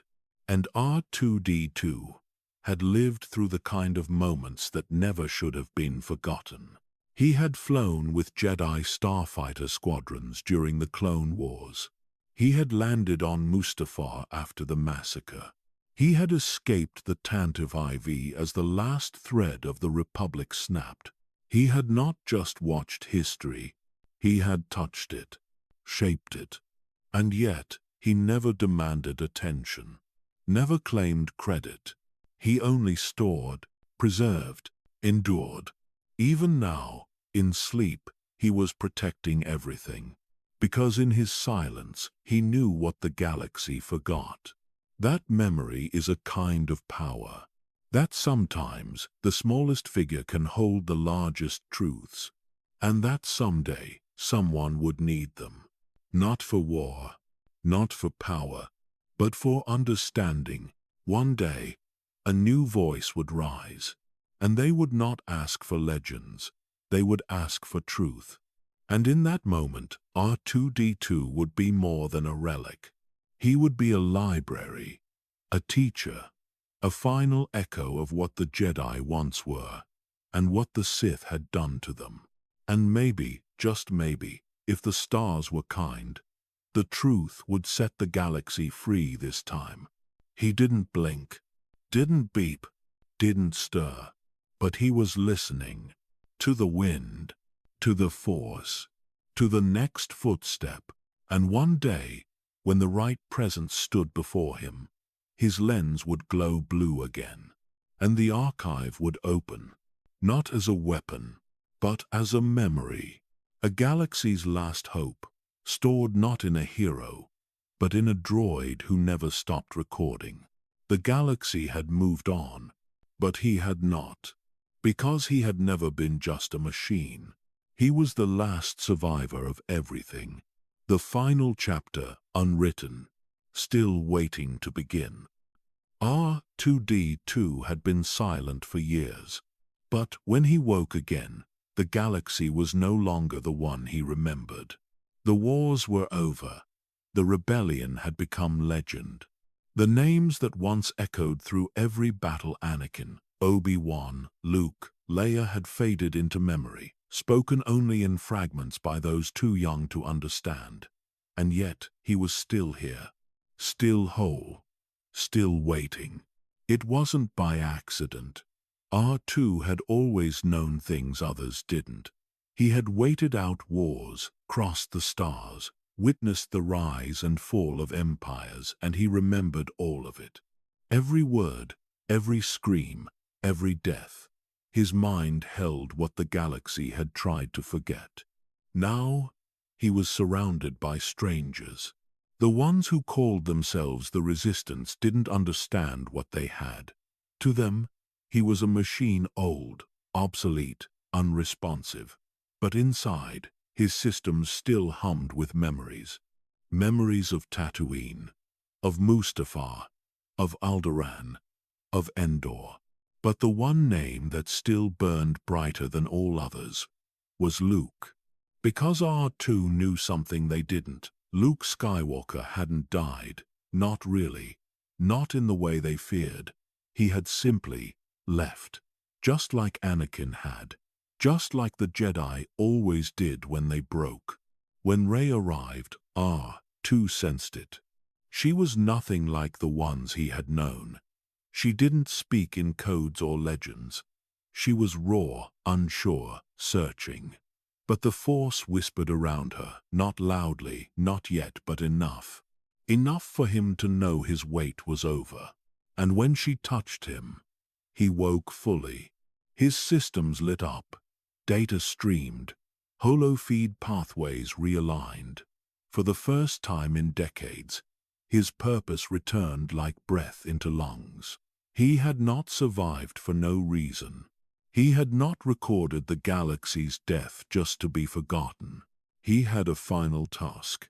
R2 projected the map, not because he was ordered to, not because someone activated a protocol, but because he chose to. He had seen what this girl had, not the quiet pain in Luke's eyes the last time they stood together, the weight of knowing he was the last. And now, the time had come to pass that burden on. When the stars aligned, and the final piece of the map connected. R2 did not beep with triumph. He simply watched. Watched as hope took shape again. Watched as Leia stepped forward, still grieving, still strong. Watched as Rey looked out into the stars, unaware that her path was about to cross every ghost he had ever known. They did not know it, but R2 had once rolled alongside Anakin Skywalker. He had climbed into starfighters that were not supposed to return. He had watched the Clone Wars burn across the galaxy, and he had survived it all. He had stood in the ashes of Jedi temples and in the shadow of Sith lords. He had seen both ends of the Force, and now he was bearing witness to its beginning once again. In his silence, there was purpose. He had stored more than just coordinates. Buried deep in his memory banks were holo-recordings, forgotten Jedi training sessions, encrypted messages between masters, unsent transmissions from fallen friends, files untouched since the days of the Republic, secrets that no one alive even remembered. But R2 did. He remembered them all. He remembered Ahsoka's last goodbye. He remembered Padme's final breath. He remembered the moment Bail Organa placed Leia in his arms. He remembered every time Luke had stared out into the sky and wondered if there was more. And he remembered the day Leia whispered, in a voice barely louder than grief, "He's gone." But now he had shown them the way, and in doing so, he had completed the last request ever made of him. Not a command, a plea, a memory. Don't let them forget who he really was. So R2 did not speak. He never had to. He simply turned, powered down his light, and waited again in the corner of the Resistance base, unnoticed, quiet, forgotten, but not empty. He had fulfilled his role, and for the first time in many years, he allowed himself to rest. They moved around him like shadows. New pilots, new uniforms, new war. But R2-D2 didn't recognize any of it. Not truly. Not in the way that mattered. The Resistance called itself a rebellion, but it wasn't the same. The stakes were, perhaps, the enemy, familiar, but the people, they were echoes, ghosts of what once was. And R2 had already lived through too many ghosts. C-3PO still talked. Of course, he did. But even his voice carried a strain of something older, something worn. They had been together since the beginning, and now they were two of the last. Once they were protocol and astromech. Now they were history. When R2 powered down again, they thought it was a glitch, a system's fault. He had always been temperamental, they said. But the truth was simpler. He had seen enough, and the galaxy, in return, had stopped seeing him. There were moments, rare and brief, when Rey would sit near him. She never asked much. She didn't press buttons or try to force a reaction. She just sat. And maybe that was why he trusted her. Not because of the Force, not because of destiny, but because she listened. And deep down, R2 understood what she carried. It wasn't just potential, it was loneliness. And that, more than anything, reminded him of Luke. Luke had spoken less as the years passed. After Endor, after Ben, after the temple fell. He had once been full of questions, curiosity, hope. But in the end, all that remained was silence. The same silence R2 now chose. He had tried, once, to wake Luke, to reach him. But Jedi silence was a wall not even a droid could breach. So he had waited. Waited for the next light. The next purpose. That was Rey. And so, quietly, R2 began to stir again. Not fully, not yet, but enough to observe, enough to record. He watched as Poe Dameron flew missions that reminded him of Wedge Antilles. He listened as Leia gave orders with a voice that trembled only in private. He catalogued the daily struggle of those trying to win a war already lost once before. There was a sadness in their fight, a tiredness they hadn't earned but inherited. That was the cost of legacy. And R2 knew legacy better than anyone. He had once watched Anakin Skywalker carry a child in his arms. He had seen him laugh, scream, betray. He had seen him become Darth Vader. Then he had watched Luke carry that name into the stars and try to make it mean something new. But here, in the Resistance base, surrounded by cold steel and distant eyes, R2 saw that name drifting away. Not in disgrace, but in myth. Even the name Skywalker no longer made people stop. And yet, in Rey's hands, that name would rise again. He saw it in the way she trained. She was unpolished, wild, scared, but she didn't run. Not from her questions, not from her power, and certainly not from the past. She stood in front of R2 once, just stood and whispered, "I don't know who I am." And for a moment, he wanted to answer. But his language was lights and beeps, and some things couldn't be said that way. Still, she seemed to understand, and that was enough. He activated a small hollow projection one night, just briefly. A flicker of Luke on R2, training alone beneath the setting sun. She watched it silently. She never asked how he had it. She never tried to download more. She simply watched, then nodded. "Thank you," she said.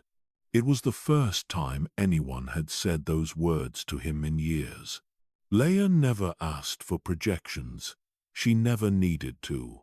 The pain of memory was still too sharp, but she would rest her hand on R2's dome sometimes as she passed, and that was her way of remembering. The others barely noticed him, but that was fine. R2 wasn't built to be noticed. He was built to help, to record, to endure, and in a base filled with ghosts, he remained the only one who remembered every face. Every battle, every sacrifice. He was the last witness. And he was not done yet. R2-D2 had walked this path before. Not this world, not this war, but this feeling. The pull of destiny moving again. He felt it when Rey left. When her ship vanished into hyperspace, chasing answers Luke Skywalker had abandoned. The moment echoed another departure long ago, a young farm boy staring into twin suns, dreaming of more. History did not repeat itself. It remembered. R2 remembered too. He remembered Luke's hands shaking the first time he ignited a saber. The uncertainty, the hope, the belief that goodness alone could fix what the galaxy had broken. He had seen that belief tested, bent, almost destroyed. Now, he watched another walk toward the same burden. Rey's path was not chosen by prophecy. It was shaped by absence. By hunger for belonging, by questions with no gentle answers. R2 understood that better than anyone, because he had watched Anakin walk the same road searching for meaning, desperate to protect, terrified of loss. He had watched Luke inherit that fear, then fight against it. And now, the Force stirred once more. Through encrypted channels and fragmented reports, R2 followed Rey's journey. The island, the old Jedi texts, Luke's resistance, his anger, his regret. R2 already knew. He had known the moment Luke shut himself away. Skywalkers did not retreat from the galaxy. They withdrew from themselves. Luke's exile was not cowardice, it was grief. The same grief R2 had felt when he powered down. The same grief that silenced heroes when hope felt dangerous.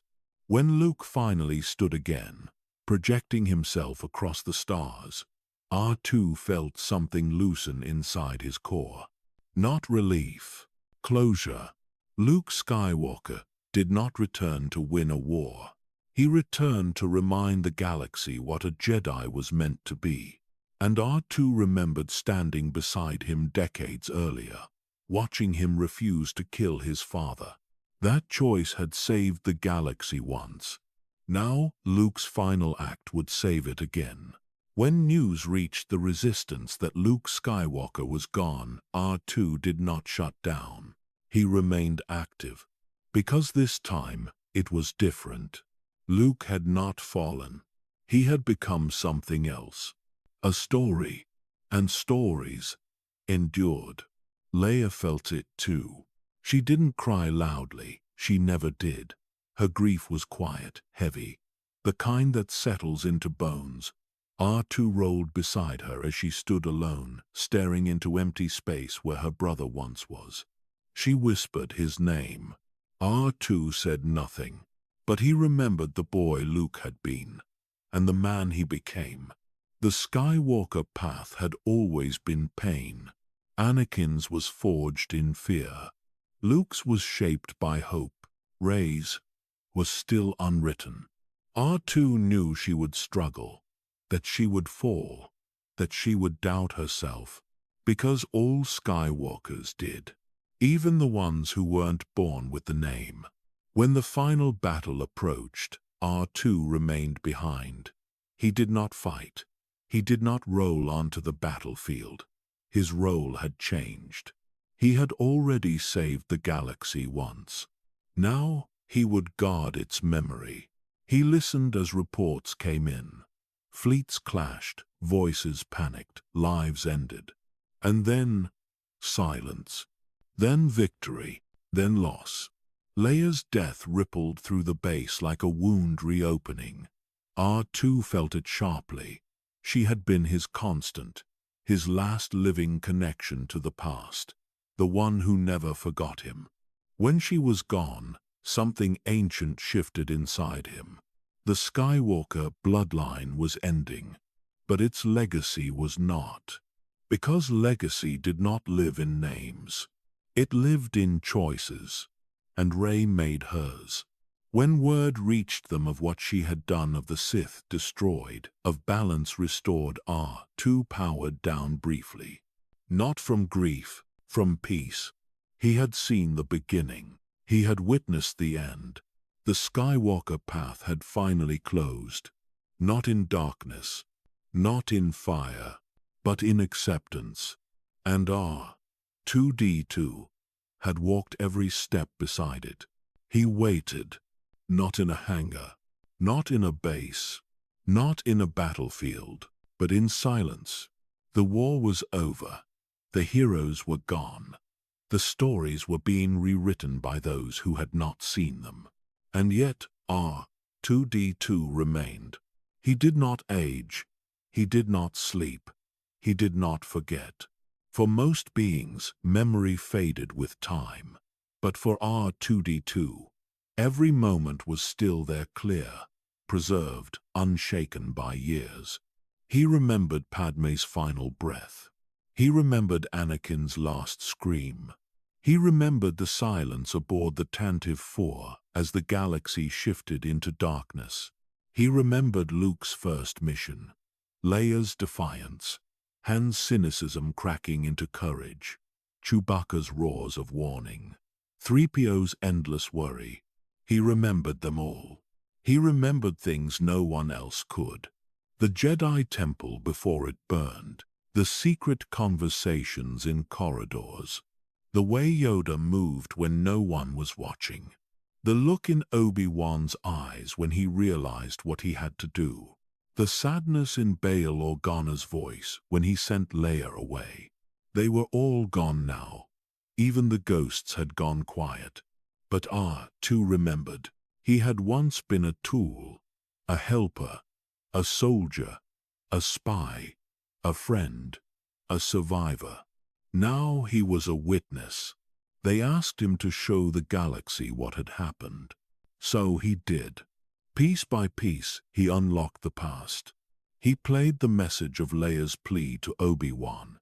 He shared Luke's final words. He revealed fragments from the Clone Wars. He carried Anakin's voice one last time. And still, no one fully understood what he had seen. Because no one had been there for all of it. No one but him. Rey sat beside him sometimes, quiet, still, unsure of who she truly was. She didn't ask questions. She just listened to the sounds, the memories, the weight of what had been lost. One day, she asked if he had ever been afraid. He didn't answer, but he remembered the fire of Mustafar. He remembered flying alone into darkness. He remembered watching the Republic fall and knowing there was nothing he could do. Yes, he had been afraid, but he had never stopped. He had been built to repair ships, but he had saved lives, held secrets, carried hope. He had no destiny, but he had become the bridge between eras. The only one who never left. The Jedi had returned, fallen, and returned again. The Sith had risen, broken the galaxy, and perished in silence. Empires had ruled. Rebellions had bled. Republics had fractured. Friends had turned.